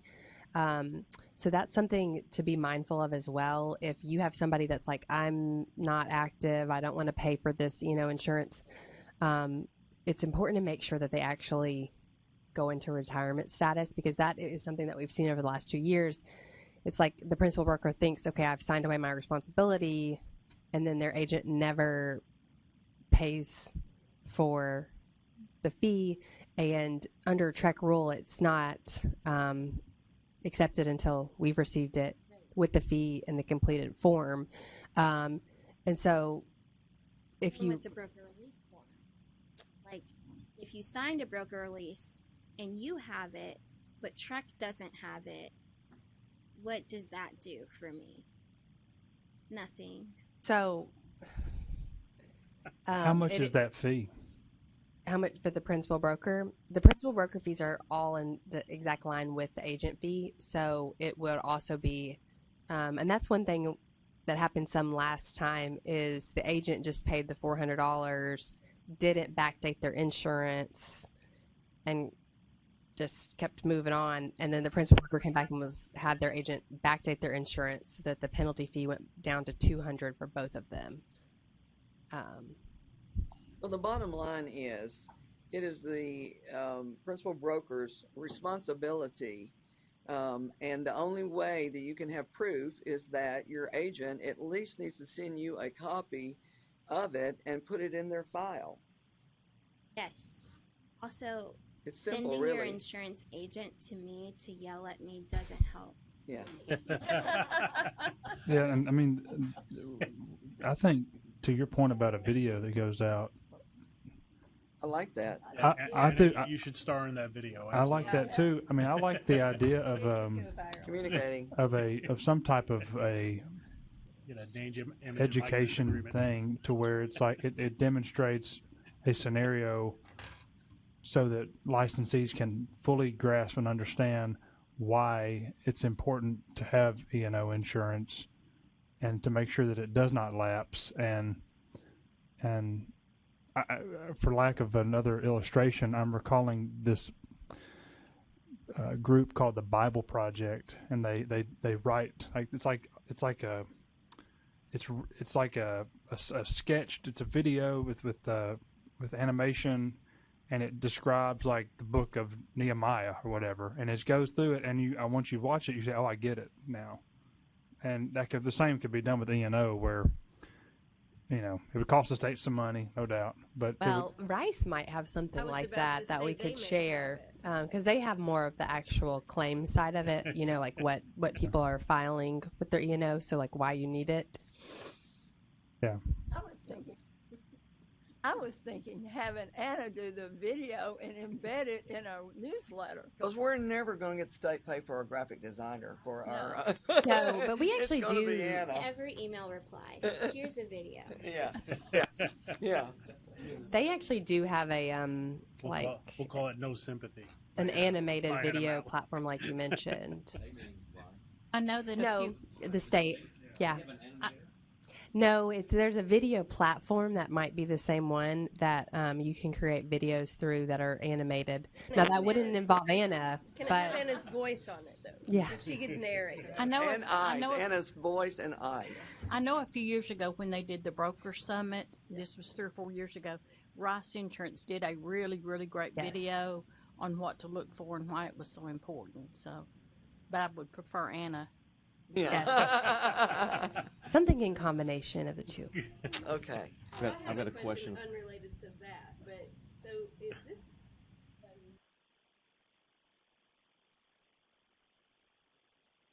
Get into your microphone. Sorry. So this says 61% failed the national affiliate broker test. Is it normally like that? Like, I guess I've never really paid attention. So that's pretty normal. I think it has gone down and that by is, about that 10%. is true nationwide. Yeah. Yes. I think the national. If you'll remember, I think that was one of the concerns I had about knowing which schools had a higher percentage rate of pass or fail, was because of some of the numbers we were seeing here. Yes, and that is on the website. And Ross actually just asked PSI for the full 2022 pass-fail rate so that we can have that newest one posted. Maybe in your newsletter also. Yeah, it's been mentioned before, but it never hurts to just reiterate that. Because state pass-fail rate is good. So I just wondered why. It's because we live in the state and we know what a lot of the laws are before we even get to testing. I think that's what the difference is in the state and the national. And obviously the broker is a little bit higher, just because they should have already seen the material. They've already worked in the state. But it's still not great, which those numbers are, only 68 thus far this year have taken it. So it's a lower. Caitlin, how many people do you think apply and never take the test? Well, if you look back, we had 506 that were licensed in January. Now, those are applications. But you'd have to take the test to get that. So the 787. So that could also include some duplicates, because some people take the test once and then they have to take it again. Yeah. There's no time limit in between. Well, There's a yes, time yes, limit after. The state doesn't require a time limit, but I think there's no time limit after the first fail. And then there are some time limits, I believe, after you failed it back to back. Okay. And those are PSI rules, I think. Those are PSI rules, yes. Those are not state rules. Yes, no. And I'm sure some of that is for security. They obviously don't want people taking the test over and over again to just obtain questions. And they don't teach what the questions are. All right. Any other The only other thing I was just going to do a quick mention on PSI, and just reiterate that we have secured April 11th, the day before the April meeting. I've got Steve and DJ down as participating, and then I've reached out to try to get somebody else from West Tennessee and then somebody from East Tennessee, so that we have a odd number of 7 with some staff members participating as well. It's at 8:30, right? 9. I know you had mentioned wanting to drive in that morning. Right. And 9 if is you- good. 9 is good. All Okay. right. Yes. What's the date again? April 11th. And thank you, Commissioner Ferris and Mr. Commissioner Gwynn also for doing that and taking that extra time. We appreciate y'all doing that. It's really important work. Anything else, Ms. Maxwell? Thank you. No, nothing further unless anybody has any questions. I think let's go on and knock out the commission discussion. The only thing that we have on the commission discussion is the Arello mid-year meeting in Boston, April the 26th through the 28th. Do we have anyone interested in going to that meeting and representing Tennessee?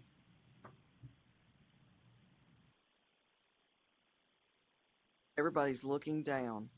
I have to go because I'm a chairman on one of the committees. So, I definitely need to go. We need to by March 1st,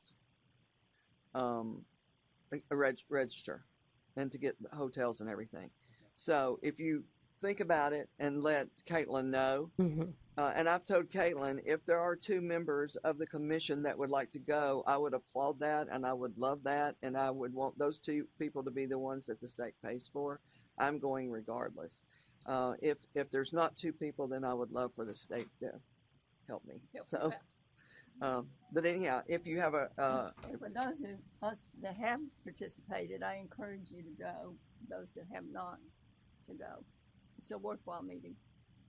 I think if we could maybe just get a vote and for some staff to attend as well. we've never had to take a vote for that. I think we normally have taken a vote, but Well, I mean, we definitely want our education director and you and our someone from legal to go, and Yes. it's usually the one. I thought we had historically voted on it. I just don't recall that. Um, I mean, as many as you can go, but I Yes, mean, yes. definitely we need those three for sure. Yes. I mean, we're all in consensus about that. I don't think we need a vote on that. Okay. Unless the state requires it. You've said it on the record. Okay. Thank you. All right. So, do we want to take a break, a 10-minute break, and then we're going to do the legal report? I think that takes care of everything else we had on the agenda. We do have some education update, the civil penalties, education recovery account, and sunshine law. I'm just worried about time today, so okay, so I think let's prioritize and let's do the consent agenda when we come back. There aren't that many cases, and then hopefully there'll be time before we have to go over to the TR meeting for that panel. Okay, let's take a 10-minute break.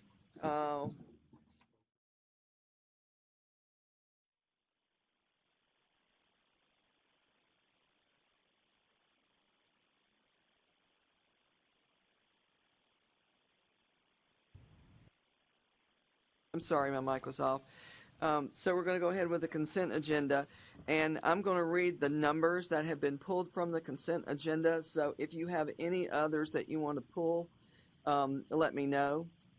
But this is what we have pulled.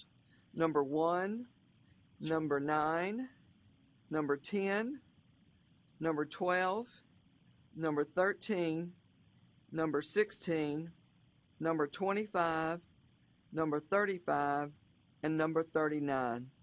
Are there any others that you all want to pull off?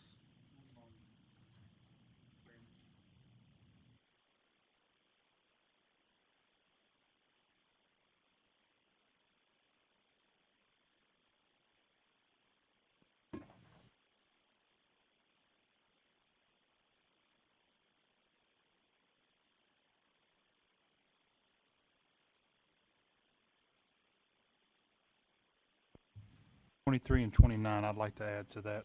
Okay. I got a question on number 2. So 2. Back 2.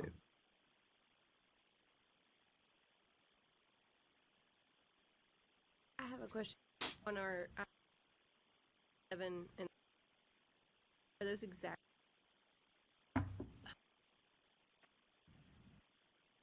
I think what happened is you're supposed to get the case numbers only document. I only have 7.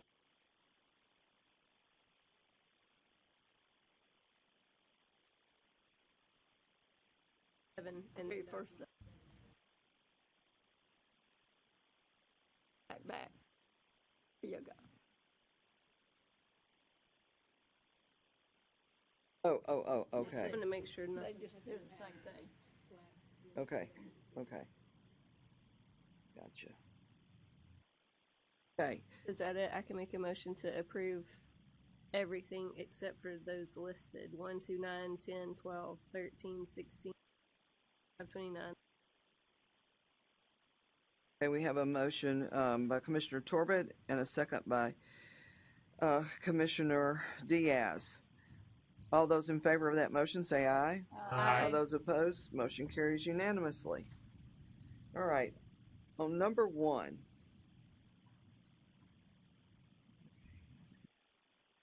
Number 1, this was one where the recommendation is for a $500 civil penalty and open an administrative complaint against respondent's principal broker for failure to supervise. And this is the one who, they acted like they know nothing about the laws in the state of Tennessee to me. So I was wanting to add on to the $500 penalty, add a course on, a law course. Do you know of a law course, a specific law course? Only if it was core or Core has law in it. I was wondering if there was a 4-hour law course. Madam Chairman, not to my knowledge is a 4-hour law course, but the Trek Core residential or commercial would have a lot of background there with Trek and also with general industry knowledge that would be important,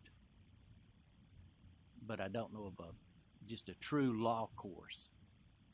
Okay. It would take a lawyer, and it would have to be an instructor who's an attorney that would be teaching it, of course. Yeah.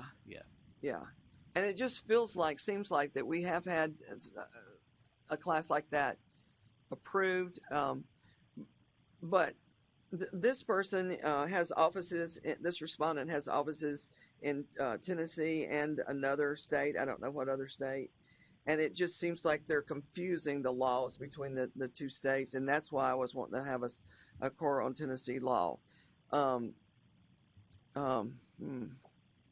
Bobby Woods was here, he knew every class that we had, so I could usually ask him where's. And I think too, when we request that class, we got to be sure that someone's teaching it in that area because we want to give a timeline on that class being completed.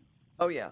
So I think if my only choice is core at this time, then I would like to add that to the penalty.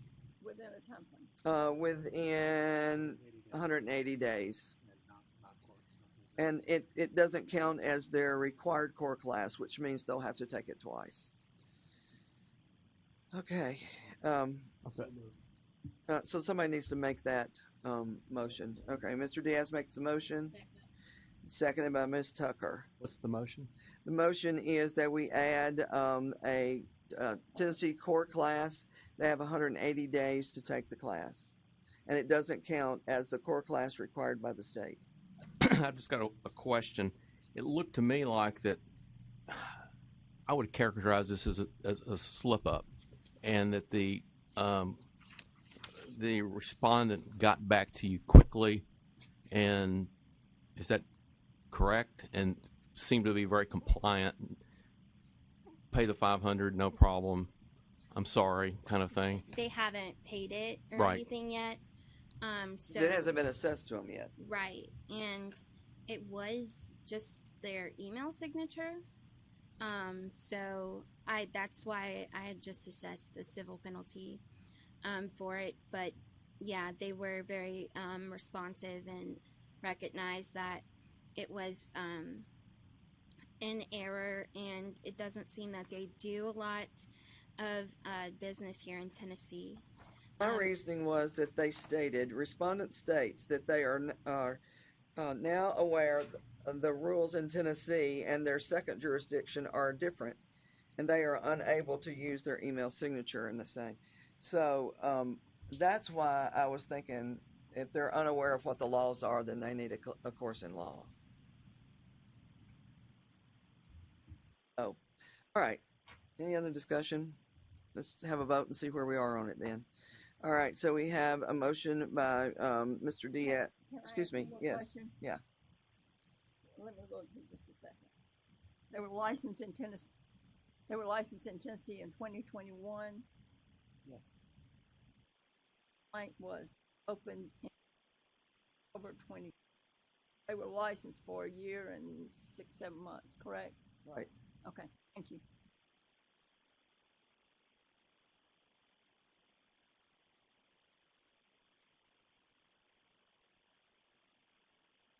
And listen, honestly, there's so many difference, even with our surrounding states. I mean, there's 7 surrounding states.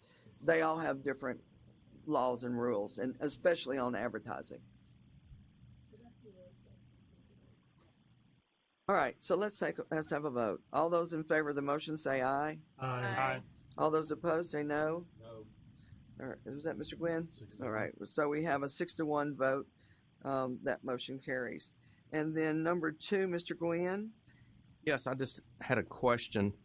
So the person that is, or the firm that is revoked, we heard a case on June 29th, 2021. Yes. And so he has a cease and desist order that he's basically not complying with, correct? And so what we did is what? There is a pending court case in another county in Tennessee in Chancery Court right now. The firm is revoked.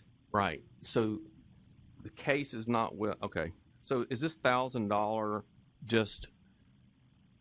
Because they're revoked, and that's all we can do. That's all we can do. So we have because the respondent is still in violation of the pending. I spoke with the the assistant attorney general on the case. We're best friends at this point.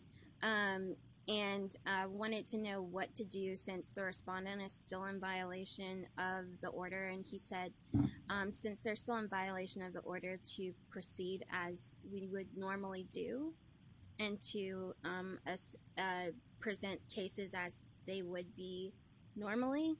And so here, since they're revoked, it would be considered unlicensed activity. But the commission does have a pending court case right now. We're in litigation in a separate county in Chancery Court against the respondent for violation of the order from the administrative law judge.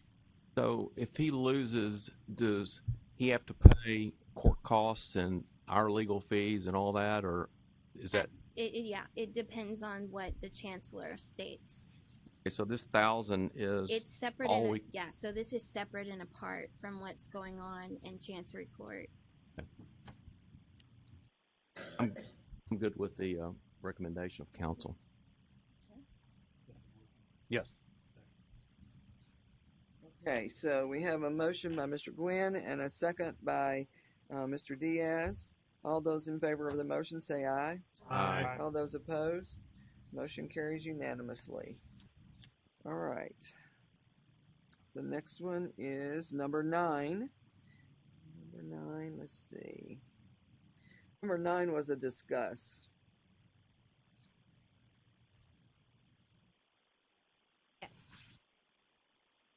And this came from the Attorney General's Division of Consumer Affairs. Could you just give us a little snapshot of this one, Anna? So,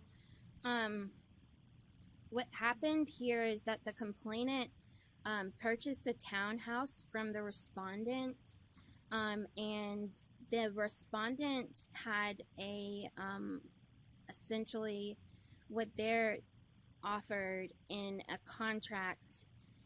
What the complainant states would take $7,500 to be paid towards closing costs if the complainant selected the respondent's respective their selected lender. The lender is, in this particular case, is owned by respondent, and after this particular situation, the complainant requested instead if they could have $7,500 taken off of the amount of the purchase price. The respondent declined, and then at that point the respondent requested to speak through their agent. So the complainant is alleging that they requested a mortgage financing offer, and I'll just read the specifics here so I don't get it wrong. And they said that the mortgage financing option, allegedly showed that a seller paid closing costs of $995 and $6,505 in lender paid closing costs. And so the complainant claims that for a lender to pay for some of their closing costs, they would have to increase the interest rate to create a yield spread premium to do so. Therefore, they allege that they overpaid.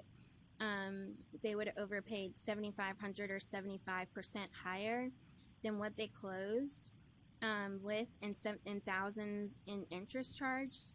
So their complainant is alleging that respondent is committing fraud in allowing them to choose the title company to close, and it's a violation of RESPA. Whatever.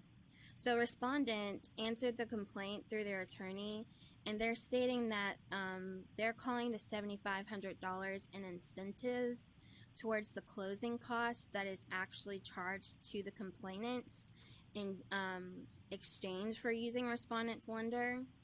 And so they said that the complainant did elect to use the $7,500 reduction in purchase price in lieu of the credit to the closing costs, but they were informed that the incentive is only being offered as a contribution to closing costs and not the purchase price. So they said that the complainant mischaracterized the interest rates offered, and as this rate was what the complainant qualified based on the respondent's underwriting guidelines. The respondent's counsel stated that the closing costs noted in the mortgage financing option was included usual and customary closing costs, including origination charges, closing fees, title insurance, appraisals, etc., that are applied to those charges. And it's included in their agreements. They state that there are no lender paid closing costs, but only purchasers' costs and credits from the seller. They're denying that the complainant overpaid for their home and incurred additional financing costs, as the amount was being offered as a credit against the purchase, was not being offered as a credit against the purchase of the home. They're stating also that their financing option is not a condition to purchase the property and is disclosed in their agreements in a notice of affiliation. And they stated that that respondent does not require the use of certain title companies for closing. Is there a regulatory board for mortgage lenders?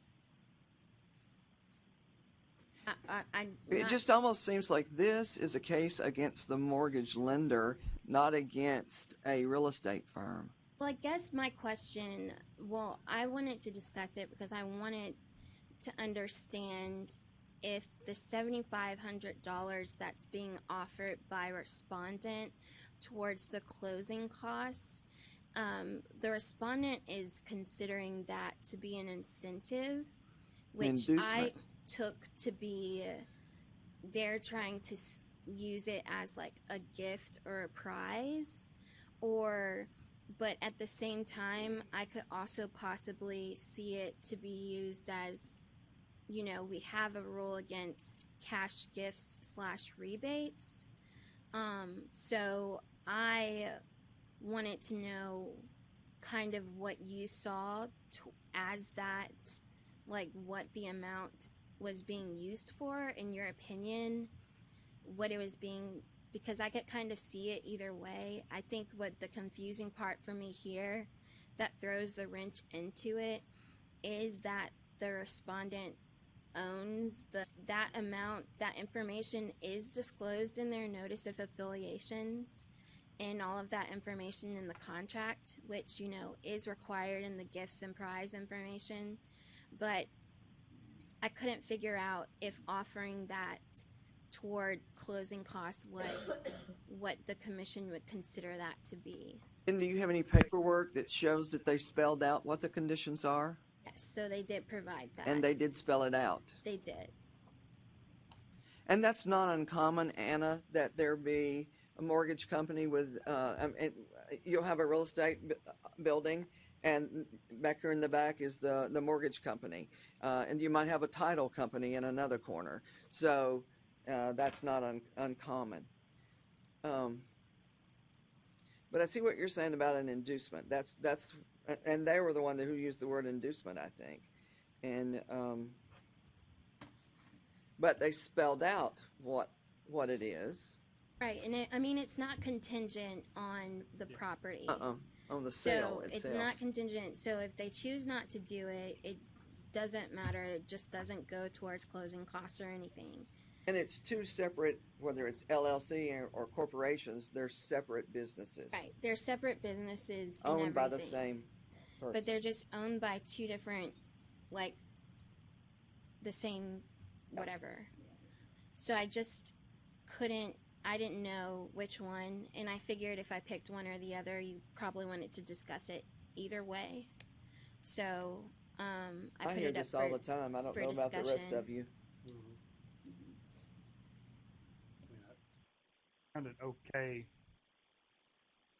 And when I saw that the people decided instead of the closing cost, they wanted it to come off the price of the house. Well, that affects maybe the builder or the previous owner. That's not doable. And the offer was from this mortgage company, and that's all they could offer. They can't give it to you to reduce the price of your home. Yeah, it was the complainant was not precluded from asking that and negotiating that, and nor was the respondent precluded from saying no. Right. I honestly didn't see anything wrong with it. Anybody else have any thoughts on it? Question for Anna. What did you say about the RESPA fraud when the Because complainant... that's not up to us either. No, I don't think that falls within your jurisdiction, which is why it originally went to the Division of Consumer Affairs in the first place. It was sent to the Real Estate Commission because of, it's a real estate firm that is licensed with us, and other real estate matters are sent. So wouldn't fall into your jurisdiction. So I don't think that was the issue here. I just wanted to know your opinion on the closing costs incentive, because incentive. Right, that sticks out. Okay, Courts have meetings. so would anyone like to make a motion on this one? Make a motion. I make a motion we dismiss. All right, we have a motion to dismiss by Ms. Smith and a second by Mr. Gwynn. All those in favor of the motion say aye. Aye. All those opposed, motion carries unanimously. All right, number 10, Miss Smith, you had a question on it. I did. Number 10, and this is where the complaint is that a respondent, affiliate broker, knocked on a door, said they had a qualified buyer, and everything was going good. Then the loan fell through, and then all of a sudden, the respondent's broker comes in and buys the property. Am I reading this correctly? Yes. Okay. And then it also says that it's currently pending. We have a complaint right now against the owner, which would be the company. The broker. The broker. Is that complaint in this list today, or will that show up next month? Okay. And my next question would be, let's see, did the property actually sell? Yes. Okay. Did you get a copy of the contract? Wait, sorry, no, I don't know if the property sold. I know that the broker did purchase the property. I Okay. don't know if it sold at the price. At the that higher price. The broker listed it for. I know this is probably not related to this, but I'm just curious, was there a disclosure, representation disclosure in your file? Just curious. I can check and get back to you. That's fine. I'm looking for disclosure of owner agent and who am I representing.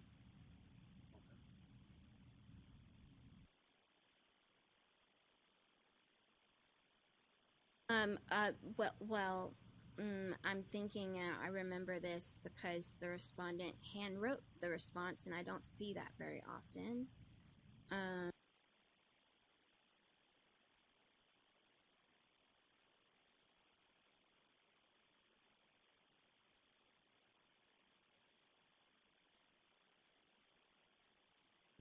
And I know sometimes I go back and forth and I have to remember to separate myself from being a realtor and a commissioner. So I'm probably just pushing the envelope a little bit, and maybe I shouldn't have asked that question. No, Commissioner, I had this one pulled as well. It struck me as a possibility that there was not reasonable skill and care by not only the owner, which I'm glad to hear there's a open complaint against, but possibly the respondent as well. What document are we looking for again? A personal interest disclosure from the buyer, the owner, the company, the broker, Or an agency disclosure. Or an agency disclosure, either one. And I agree with you. It should be both. And I agree with you, Commissioner Ferris. Did we act in the best interest of our client?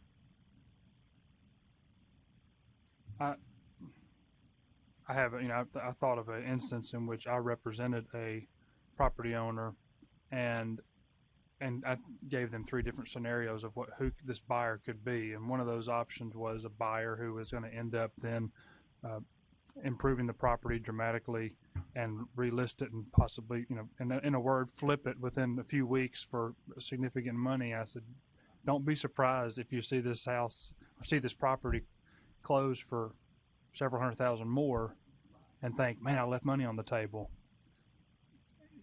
We can go down that route, but it might cost you some, there's some, and maybe that respondent shared that with this complainant.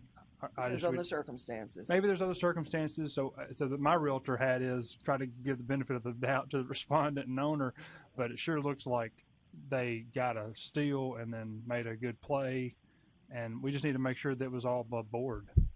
I'm not against people making a good. No, because their signature is on the contract. Obviously, or it wouldn't have closed. Right. I mean, an attorney or title company closed it and evidently had everything they needed. And I don't fault anyone for getting a good deal as long as you disclose to the people you're getting a good deal from. Really, once you sell the property, what happens next is none of your business anyway. It's not, but you need to use skill and care when you're dealing with them on the first go round. Just like what he just said. You need to make sure the respondent. It's just, do we have any evidence to that? Yeah. That they didn't? If the council doesn't have any evidence that they didn't, then I don't need. I'm not trying to go look for smoke where there's no fire. I'm not either. I'm good. Okay, I'm The good. complainant felt it was to some degree to go through the process of complaining, though. So this was a complaint that the complainant, they just submitted one complaint, and where we opened the complaint against multiple people based upon the different names. I would say that the main complaint is actually against the individual that ended up the broker owner. Oh, let me ask one more question. Yes. When we look at the new information, when it comes back to us, will we have this reference in some way that we see make that? sure. Thank you. Okay, so I'm we're good. ready for a motion. I move that we dismiss at this point. All right, we have a motion by Ms. Smith and a second by Mr. Ferris that we dismiss. All those in favor say aye. Aye. All those opposed say no. Motion carries unanimously. Number 12. Number 12 is a represent. This deals with a timeshare company. The respondent did not respond, and so our recommendation, the recommendation was $1,000 civil penalty. We accepted council's recommendation, and the new information is, following a discussion of the consent order, council discovered the incorrect timeshare company was contacted and named in the complaint as the respondent. Therefore, council recommends the matter against the current respondent be dismissed and an administrative complaint be opened against the correct respondent for the opportunity for response and review. So the new recommendation is dismiss and administratively open a complaint against the correct respondent. What number is this one? 12. Okay, so we've not opened a case against the second one as yet. Is that correct? Because you have to wait until we. I'm just wondering why immediately when we knew who the guilty party was, we didn't immediately.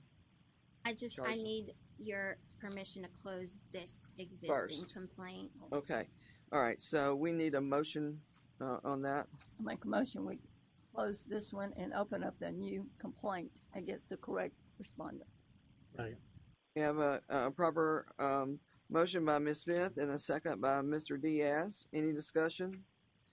All those in favor say aye. Aye. All those opposed? Motion carries unanimously. Number 13, Ms. Smith. Number 13 was, looked like family again, but respondent did not provide a response to the allegations. Council notes that there is no requirement that respondent hold a real estate license to manage. But shouldn't they still respond? If somebody's filed a complaint against you, should they still not respond? They don't have a license. They're not licensed. They're not under TREC's authority to do anything. So, manage a homeowners. We can just get fussy and forget it. Yeah, we have nothing to do with homeowners Okay. association. We should be glad about that. I agree. Okay, I make a motion that we dismiss per council's recommendation. Second. All right, we have a proper motion by Ms. Smith and a second by Mr. Diaz. All those in favor say aye. Aye. All those opposed say no. Motion carries unanimously. Number 16. Okay, number 16 was a complaint about advertising by a real estate company that they'll provide you with your education that you need to become a realtor. And my question is, was this education open to everyone, or was this only within their office building and only to their prospects? The complaint, of course, the complainant is a real estate school, and the respondent is a real estate school. In this, okay, the advertisement that we're talking about, I can only assume that it's for their their agents. The advertisement doesn't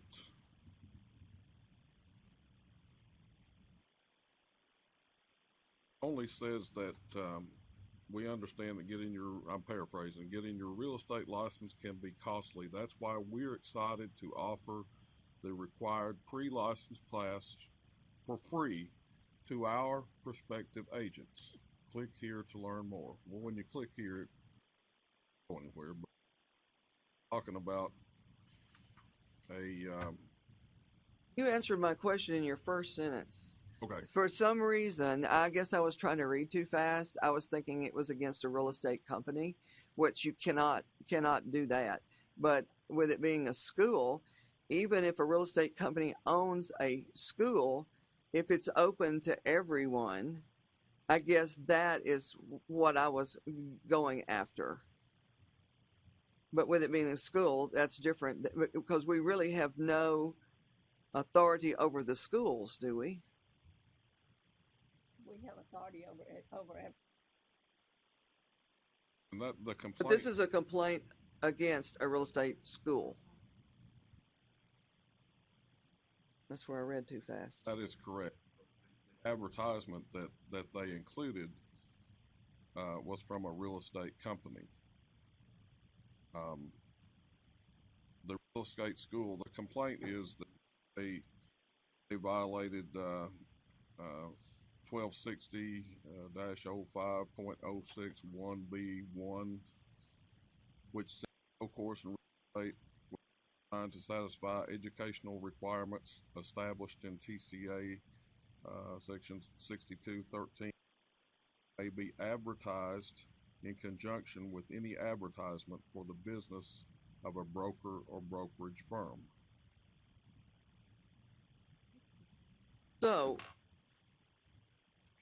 So within this office that probably has a mortgage company and a title company, they also have a school. Do we know that? National company. Oh. Franchisee. Okay. National company. That national company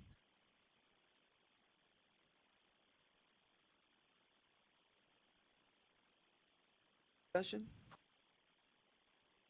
The thing that kind of bothered me a little bit was the words "for free." Nothing is free. So what?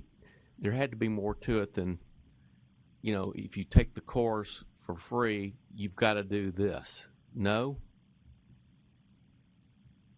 I mean, why would they do that? The franchisee, I'm assuming it's an incentive.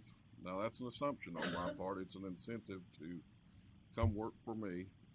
I'll pay for your licensure. But it wasn't made. The claim was not made by a company, a real estate company. It was made by a real estate school. Right. See, Right. they just, Right. But the school is smooth. Using their school to try to get agents for their The company. Yeah. And they're saying that if you take this course, what are they? It's got to be like if you take the course, if you don't go to work for me, you owe me the money for the course or something like that, or you don't know. There's no. That.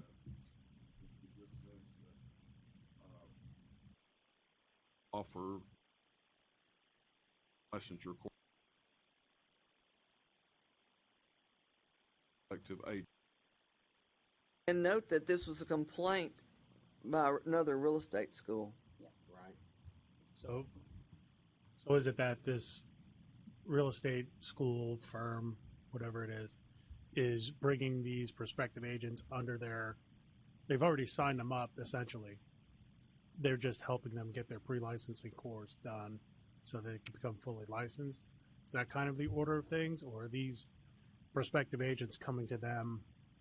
No, they're not necessarily signed up for anything. This is a real estate brokerage franchisee of the overarching company that did a LinkedIn post that says, "Come work for us, and we'll pay for your we'll pay, your licensure courses for getting your affiliate broker's license, in other words, are going to be covered for free.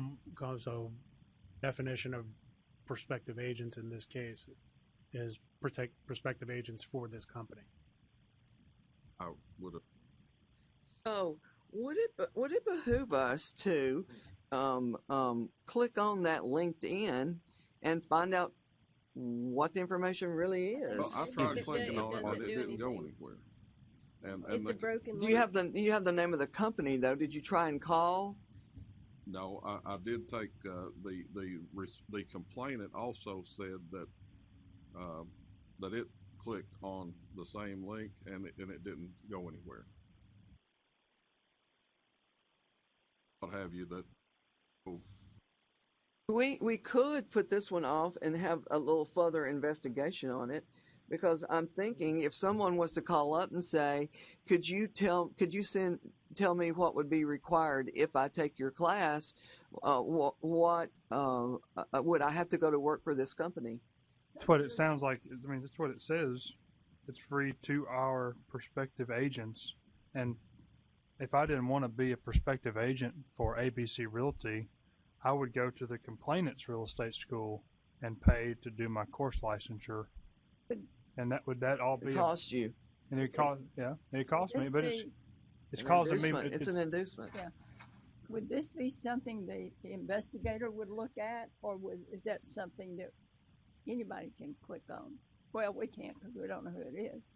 But I was with a broker yesterday at the conference, and she has an agent with her who is not licensed yet, but is in the process.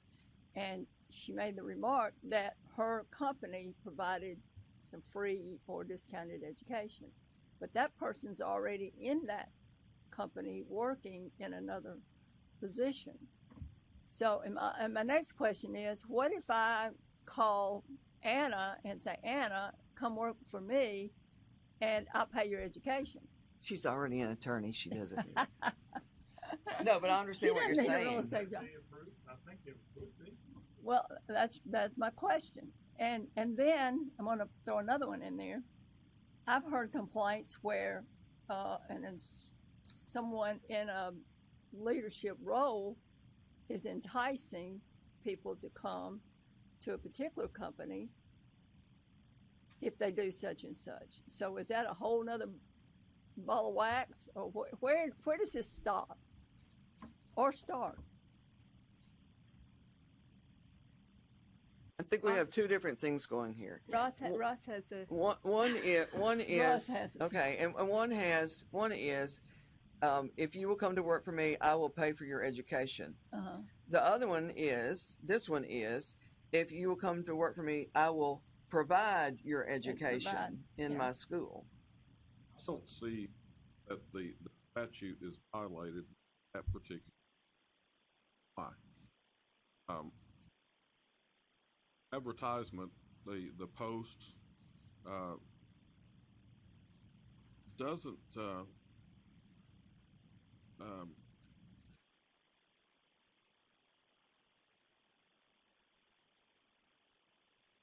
advertised in conjunction with the advertisement for the business of a broker or a brokerage firm. No course, no mention of the course. But we can go further and try to dig into this some more. But I mean, on its face, there's nothing there that other than pay for your. And the sticking point too becomes if it's only closed to the people that you want coming into your firm. If it's open to the world, there's no problem. Ross, did you have something to say? Chairman, and Commission, I'm just thinking about all this, but routinely I advise that if somebody is wanting to become that is a broker that has a location already set up in the real estate business, that they want to become a provider of education, then I refer them to this statute and say, well, you really can't do that. You can have a separate credit and pre-licensing is credit hours, then that would be an issue. That if they're holding it at the same place that they've got their real estate business, and that to me is a violation of that law. But I'm not the lawyer here on that. But you are a lawyer, so we're in the statute. Does it say that it can't be in the same building? Read the statute. Our statute. We've been talking about the advertising, the B part, but no course in real estate which is designed to satisfy educational requirements. That's ours. It can be conducted in a facility which is also utilized for conducting business. Gotcha. That's pretty clear. That's in the A part. So that, and I routinely tell folks who are trying to be a provider that they've got to be separate from the business of real estate. So this calls into question that, and then back to your point, Madam Chairman, the idea that you're opening it up to all licensees. That's a good, that certainly is my way of thinking is the proper way to do it. You wouldn't just have a closed audience where you could sort of induce them to become part of your firm. Fact that the post. Yeah. Jeff, did you have? No, I don't have any further. Okay, so his recommendation was to dismiss. And this is one that I pulled. Does anyone have any more discussion or somebody want to make a motion or what? I just want to ask Jeff one more time from a, let's call it, false advertising perspective. You think they didn't falsely advertise the free nature of this? Meaning, when I hear free, I think it's free and there's no strings attached. I can walk away and no conditions. No conditions. And if it's not that way, then it's got to be wrong. It's got to be false. It seems to me. All I can say is, sir, I don't have any complaints from any complainants that say, I thought I was going to be able to get these free courses. And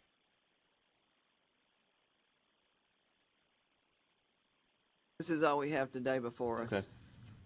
I don't have anything further to suggest that that's the case, and I don't know if it is or if it isn't. But now one thing that we can do is we can request that an investigator go out and see, are they running a school inside a real estate business? Because it seems pretty clear from what Ross read, they cannot. That is true. That's exactly right what Ross said, but there was no, and I'm not for or against anything here, but there was no allegation that there was a school brokerage. Yeah, and I think if there were, the nature of the complaint would have said something. Would have said so, and they said that that they are the respondent's real estate company. Complainant states respondent's real estate company and its real estate school are closely related. They could have said at that point, are in the same building. Yeah. Right. I don't think we need to send an investigator. I would make a motion if we're ready to entertain one to accept council's recommendation. Okay. All right, we have a motion to accept council's recommendation from Mr. Ferris and a second from Mr. Diaz.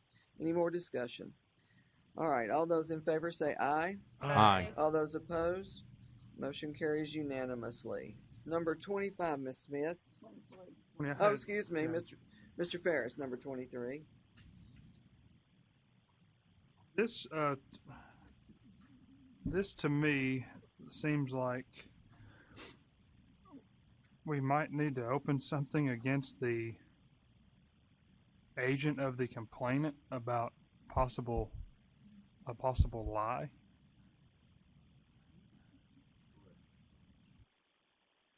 So, Is that not Anna has an opinion. ethics? I guess I mean, lie would that's be true. That's ethical true. Yeah, that's not complaint. our purview. So good luck out there, all you Tennesseans.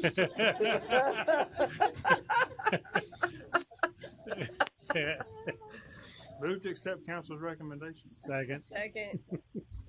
Oh. Jeff beat me. Okay, so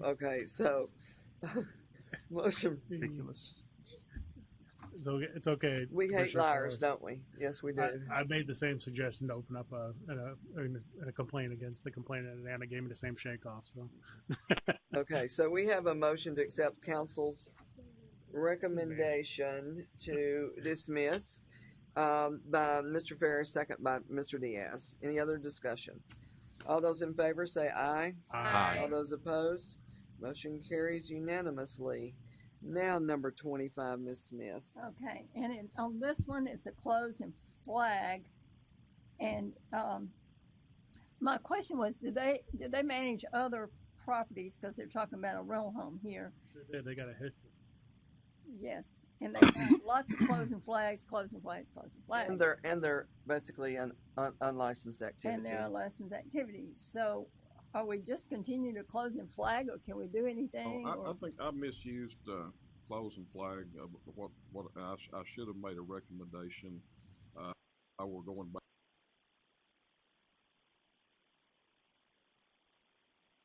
Like it. I like that. Okay, I'll make that motion. Second. Okay, Ms. Torbett made the motion and Ms. Tucker seconded.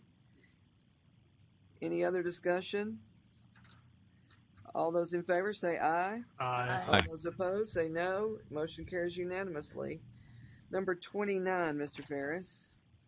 Reading this case, I was moved to recommend that we just dismiss this case and not issue a letter of warning to the respondent. All right, let me catch up with you. 29, right? Okay, so it was a letter of warning. And what were you saying? The complainant alleges these certain things.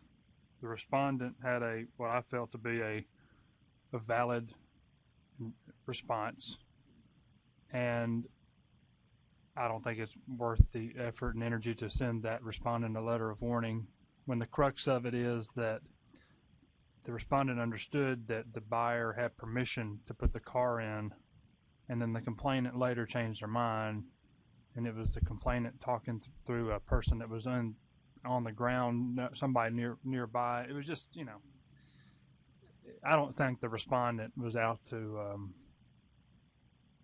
So you're saying it doesn't need a letter of warning? I would move to dismiss that. That's your complaint. motion? That's my motion. Okay, we have a move to dismiss by Mr. Ferris. And is there a second? I want to, well. I'll second. Okay, we have a second by Mr. Gwynn. Then I want to read it just one more time.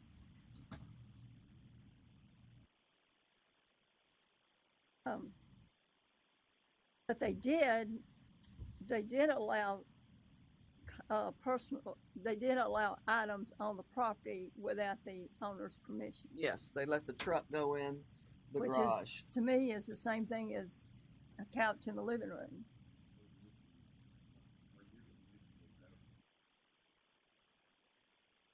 Okay. I'm sorry.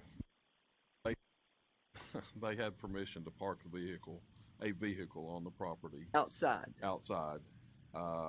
They needed to, they had already changed all the utilities over in their name. Everything had been, the buyers had changed, everything was over in their name. They were closing the next day. And mattresses in the back of the truck. It had mattresses in the back of the truck. It was going to rain. Mm-hmm. So the beef is that they wanted the truck in the driveway, but not in the garage. Not even that necessarily. Not in the house. No, I don't even know that was the beef. It just the respondent was told that the seller gave permission, and then the seller removed permission, and there was a breakdown in communication somewhere. I just don't think the respondent is at fault. They gave them permission to put the truck in the garage. Right, they gave him permission to, and then But they didn't have the right to give that permission because they didn't own the house. Seller they gave him permission. The seller Gave him permission to park a truck on the property, not park it in the garage. That's the sticking point. Respondent states that the buyer. Let me read it again. Says the seller gave permission, saying it had already moved out and would not even be at the closing. So I guess gave permission is vague for what the permission was given for. Okay, so I guess the seller's agent contacted the seller, who said sure they can leave a car, and then the respondent. It seems like the respondent reached back out and said, "Hey, it's raining. They've got a mattress. Can we move it into the garage?" At which time it says the complainant revoked permission for the buyer to park a car. The police. And call the police, yeah. So I don't know. I mean, Closing under 24 hours. yeah, and it's the seller's and it's it's just one of those things. I know, Happens. I don't think there was any ill intent by the respondent. And I don't think that it doesn't seem like the complainant was materially damaged or affected by this. That question 20.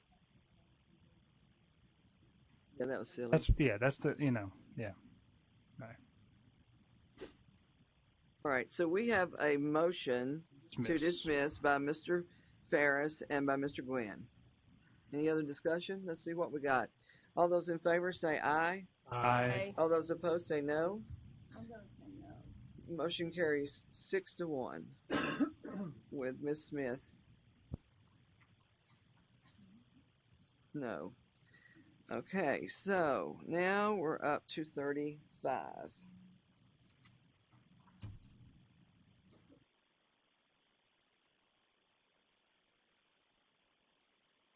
Okay, here's my question on number 35. Does a property management company need a license?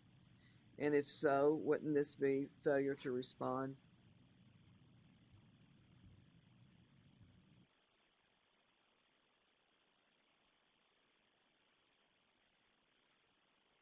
So the complainant states respondent continued. Let's see, where is it?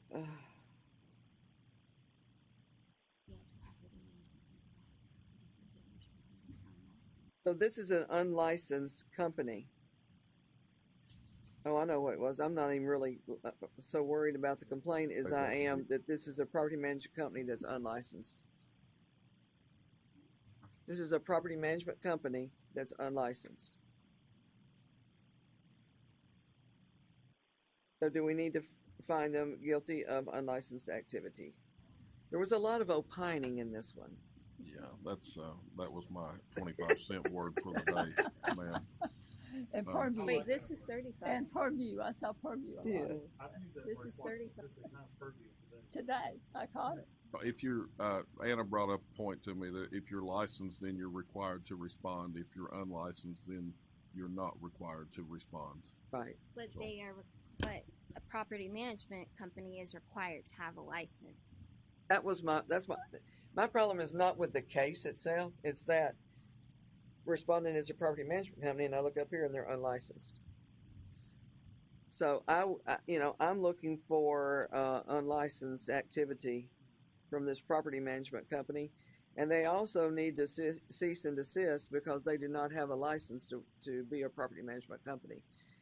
Now that's a huge thing to a property management company because I don't know how many properties but I mean it's clear they're unlicensed. So are they required to be a licensee, or they're not required? They are. We have cases every month against property management companies. A person managing a property as a person is not required to have a license, correct? As long as they own it. But as long as they own it. How do we know it's a property? How do we know that it's a real company? I mean, I don't know. I mean, have they filed? If you're managing a property that you own, you don't need to have a license.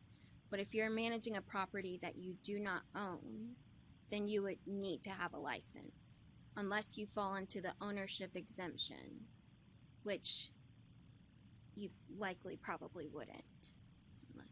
Do we know if they?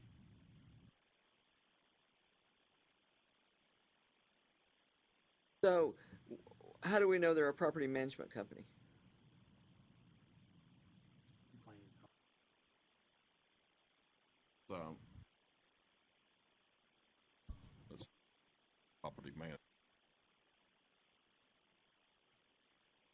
I don't have anything.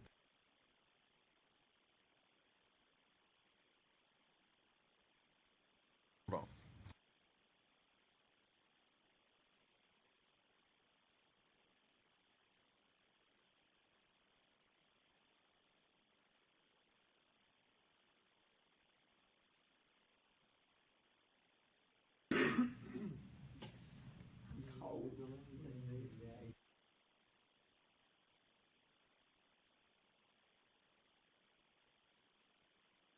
Well, it's also in their name.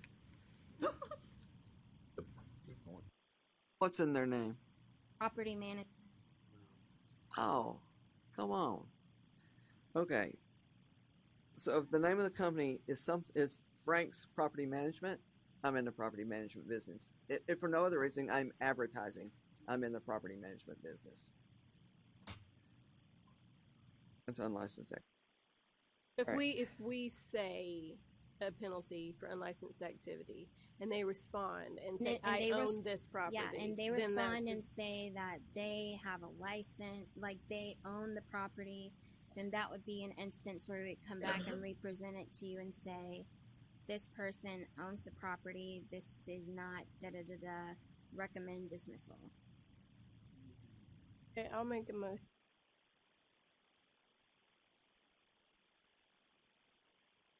Second. I have a motion by Ms. Torbett and a second by Ms. Tucker that we assess a civil penalty of $1,000 for unlicensed activity. All those in favor say aye. Aye. All those opposed, no.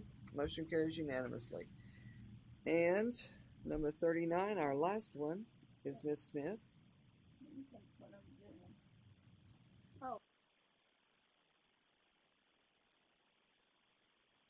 This is where the licensee had a property listed, but it was a couple getting a divorce. So I'm confused. The complainant is the seller, which is the one of the divorce parties.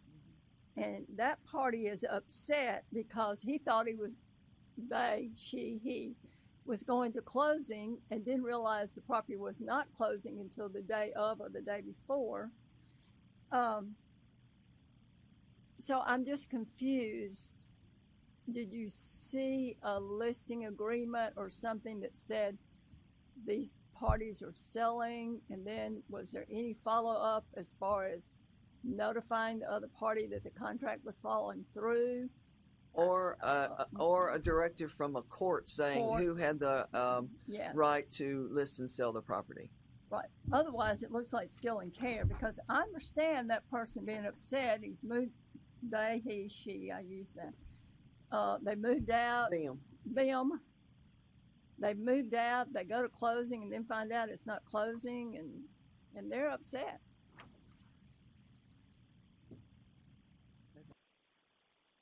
And moved out. So, is there any way to find out, is the respondent the other party to this divorce?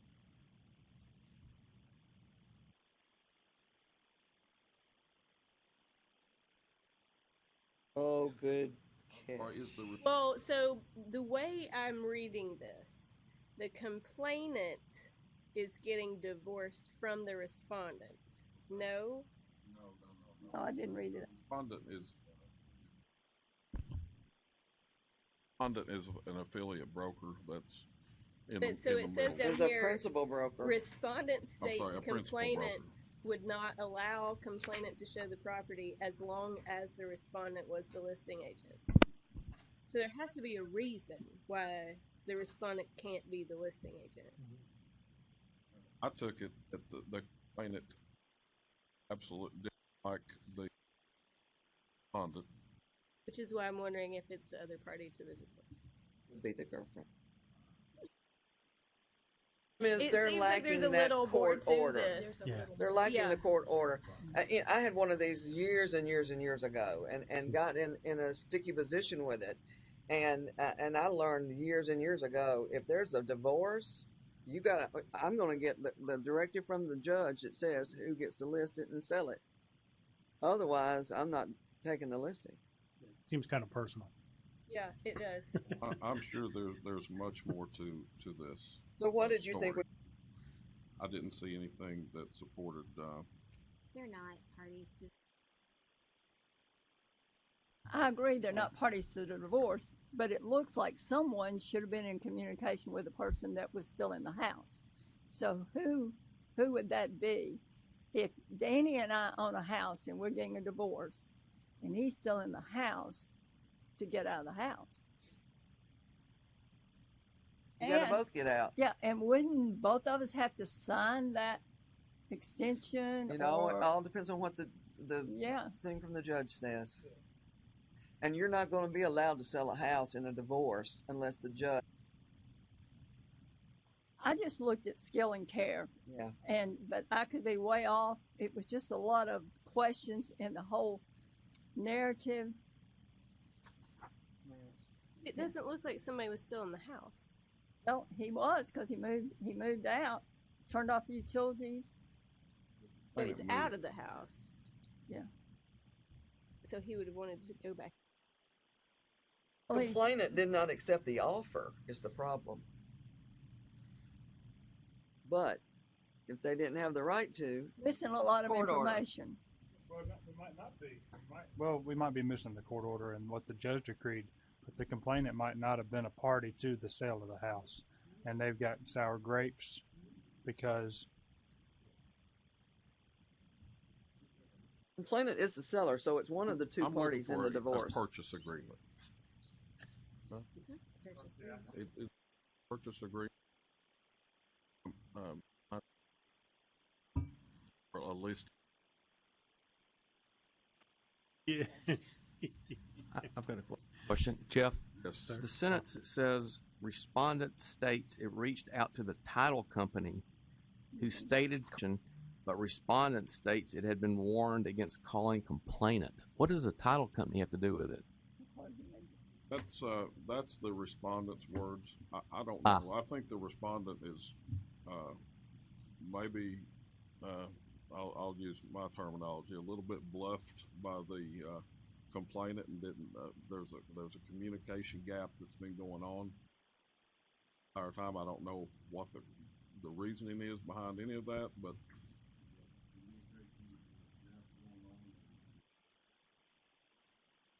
Whether a cease. He's mad. Well, they're. This just seems so. What keeps cracking me up? Your life's possessions. Like they're so angry that they've had to move out of this house. I feel like something personal's going on here, other than just something fell through. I don't think they wanted to sell it to begin with. I don't think they. One did and one. I honestly. Can we defer it and ask the judge says? Gets to. Anna, does the listing only have one of the two sellers on it? Well, see, now that's a little different too, because maybe only one of them owned the house. Only transaction document I have is the exclusive listing agreement. Who signed it?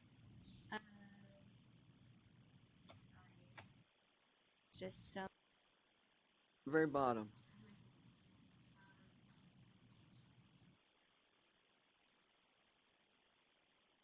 Is it a TREC form? I mean, a TR form? No, I'm just like there. It's in like a lot of pages. So it is signed by the respondent. Signed it.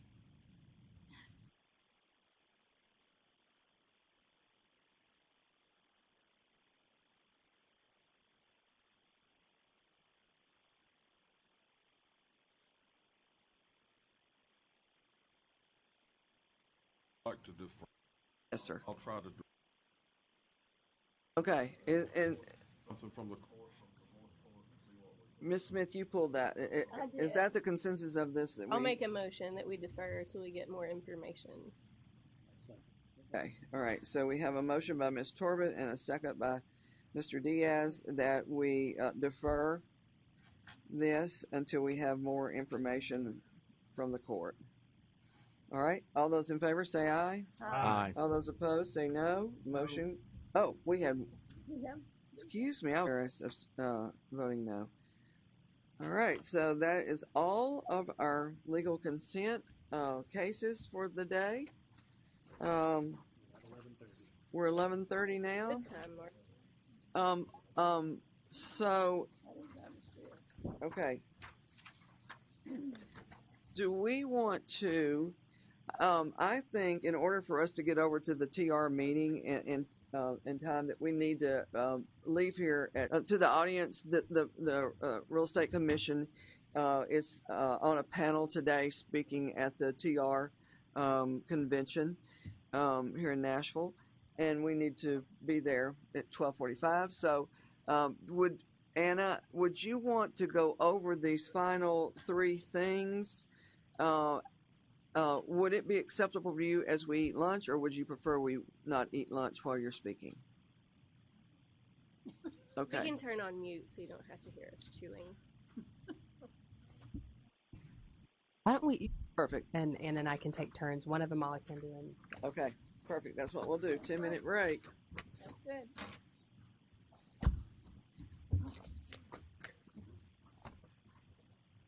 This is what we're talking about. Yes.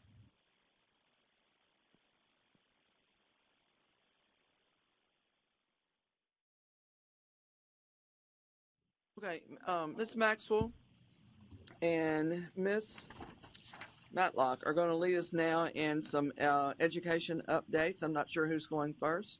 I offered to go first Okay. so that Anna could continue to eat.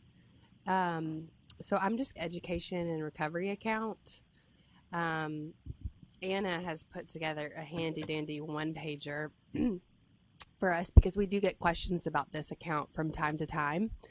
And so just a quick overview. The purpose of the account is to assist aggrieved persons who have suffered compensatory damages as a result of a violation of the Brokers Act. We also do have the ability to use the account to support sections 107 and 108, which are for, and so we can use the account for, we've used it before for an education roundtable with providers. If we do like a traveling roadshow or something of that sort, the account can be used to support education purposes for licensees. There have been some recent changes within the last 2 years to remove some of the difficulties around making a claim against the account. Previously, before the law change, you had to have a judgment from a court in order to even make a claim against the account, which was somewhat burdensome if you've already been aggrieved to then go and have as well. And so I think that was in maybe 2021. Anyways, definitely within the last 5 years, that section of the statute was removed. So just a couple quick facts about the account. There has to be at least a minimum balance of $500,000 in the account at all times. We also made a change within the last 5 years to reduce the amount. So the account is funded by original licenses of brokers, affiliate brokers, and timeshare salespersons. And it previously, they contributed $10, which is why some of you might remember the initial licensure fee was $110, $100 going towards the initial application, and then $10 going towards the account. We actually tried to reduce it to nothing, and I believe it was the attorney general, be at least something. And so we have reduced it down to $1. So our initial licensing fee is now $91, with $90 being the initial application fee and $1 going towards the account. Also, all education fees, courses, and instructors go to the account as well. So any person can make a claim and recover from the account, not including interest or that sort, resulting from a violation of this chapter. Broker, affiliate broker, timeshare salesperson, you cannot make a claim against the account. And then, why is that? I think the intent of the account is not like if you have an issue in a transaction with another real estate agent. The intention is if you are a constituent or just, if you're acting as the real estate agent in the transaction. And then each liability cannot exceed $15,000, regardless of the number of persons aggrieved or parcels of real estate involved in the transaction. And this is all set in the statute. Yes. So $15,000 per transaction. Yes. Is that what you said? Yes, but I might have Anna elaborate. We have recently, within the last year, had a claim against the account that is currently in the process of being fulfilled, and I believe there was 5 separate. Yes, and that was 5 separate individual relation. Okay. So I might allow her to talk a little bit more about how that I works. guess my question would be, if it's a family of 10 and they only get, and you get 15, I say only, you get 15,000, then that 15,000 is divided between those 10 that were aggrieved. Is that correct? Okay. And then, do you know how the aggregate works with that? There's a $30,000 aggregate amount. So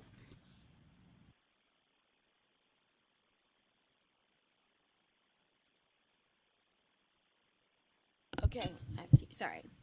So when we had the individual come last time, commission made the determination that there were 5 separate transactions, and so that is how there was it was made that there were 5. It ended up being $75,000. So the liability for the account of a licensee is terminated upon the issuance of a court judgment. It states in an aggregate amount of $30,000 on behalf of the licensee, but in the particular instance of the individual that we had in the case there, it is separate because of the separate amount of violations that we had in transactions in play. So it gets the $15,000 at play. So that part is not necessarily as clear as it could be. But I mean, what statute is perfect? So how much do we have in that account? Money? Mm-hmm. Yeah, we have an amount. I was actually about to look that up. The education project that I have been speaking of for the distressed counties, the intent is to also use this account to help fund that project. If it ever get off the ground, I can pull that up for you.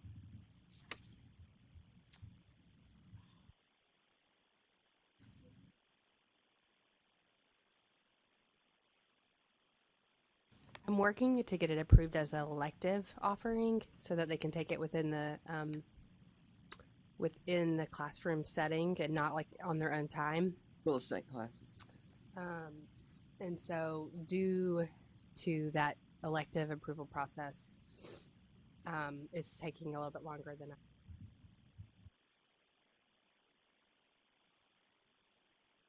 So my follow-up question to that is, in most states, they have a real hard problem of even keeping what is their minimal amount in it because so many people dip into it. So that's why I was wondering how much do we have in it? And is there any point, I know that under a previous governor, that that account they would sweep the account and take the money out of it, but they haven't done that in many years now. I think they would probably go to our general fund first if they were going to. You might know this better than me. From some of my meetings at Arillo, what I did notice was that we have both the requirement that you have to maintain E&O at all times, Mm-hmm. and then we also have the education and recovery account. Mm-hmm. There were a few states, and I'm sure it's not all of them, that only had one or the other. Mm-hmm. And so I do think with our added requirement to have E&O, a lot of times I think probably constituents or the licensee files a claim with their E&O policy as opposed to... Because I think most people don't even know about the recovery fund. So right now, and that's they have it separated by like the licensing account. So it's And- not a maximum they're going to allow us to have in there either, right? No, there's no maximum Okay. allowance in the statute. There's just the minimum that there has to be at least the $500,000.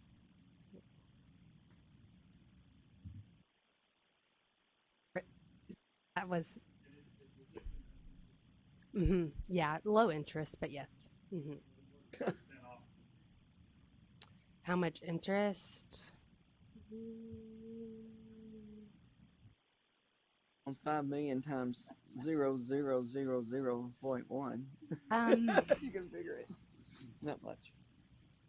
It ends up being, well, I don't know. So like the account that is just the education, like the courses, the instructors, that account has $600,000 in it. And on a monthly basis, the revenue is anywhere from like $200 to $400. So I don't know the percentage right offhand, but Are we close to making the distribution for the people that Anna was talking about, or is it a few months away? Or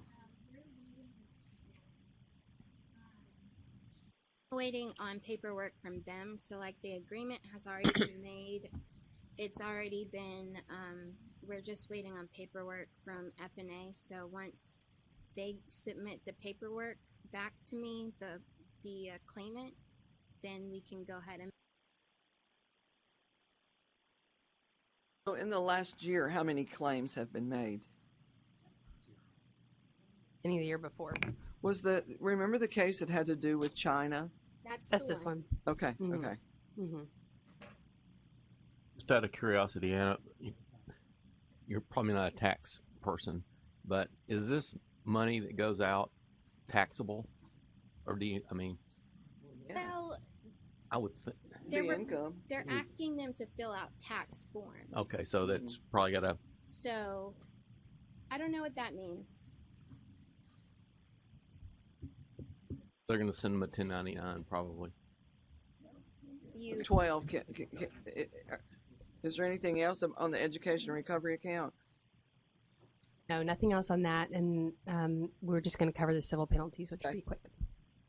Just like generally, we kind of already went over it. Civil, as we know, are assessed with they come through with the complaints that we receive, and we went through this a little bit with the complaint process. They are outlined in your rules in 1260-02-.32, and you'll see the schedule of civil penalties that mostly and that are outlined for licensed individuals, and then you'll also see a schedule of civil penalties that are outlined of the order for individuals that are unlicensed. Also, there are a set of 5 factors that should be considered for individuals. So when we assess a civil penalty for the commission, we draft that in a consent order. Excuse me. That amount is then we give it to the individual.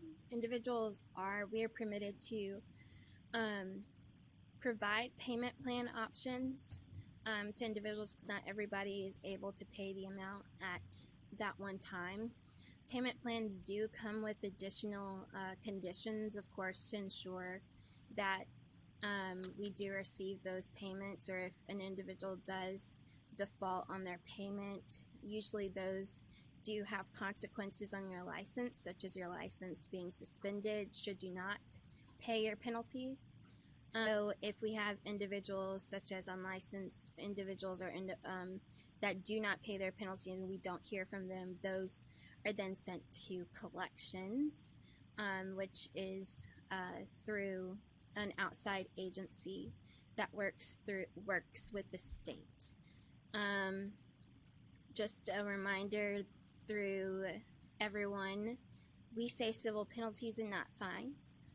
So just when I correct everyone, it's not to be persnickety, it's just a way of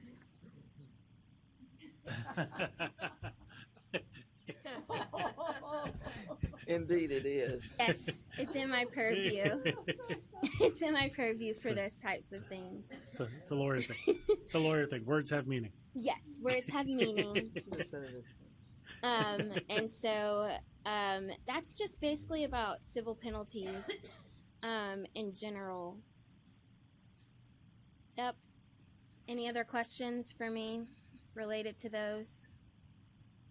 And we're going to move the sunshine law to next month then? Yeah, I'm not going to put you through the Yeah. PowerPoint. It is very, very important. How long is that PowerPoint? Got some slides, but that is it's required. I know. An hour, maybe? Yeah, it's about 3 hours, and it's mostly I got to spend it with Commissioner Ferris. He's got a speaking portion, and it's interactive. It requires a skit. So, yeah, but that is going to be required for all of our boards and commissions. And it's important. It's important too. Yeah, I'll send him his costume before the. And there's a quiz. Okay, so is there anything else to come before this commission today? Thanks again to the people who are here. Don't forget to sign out. And we'll see each other next month. Thank you all for being here.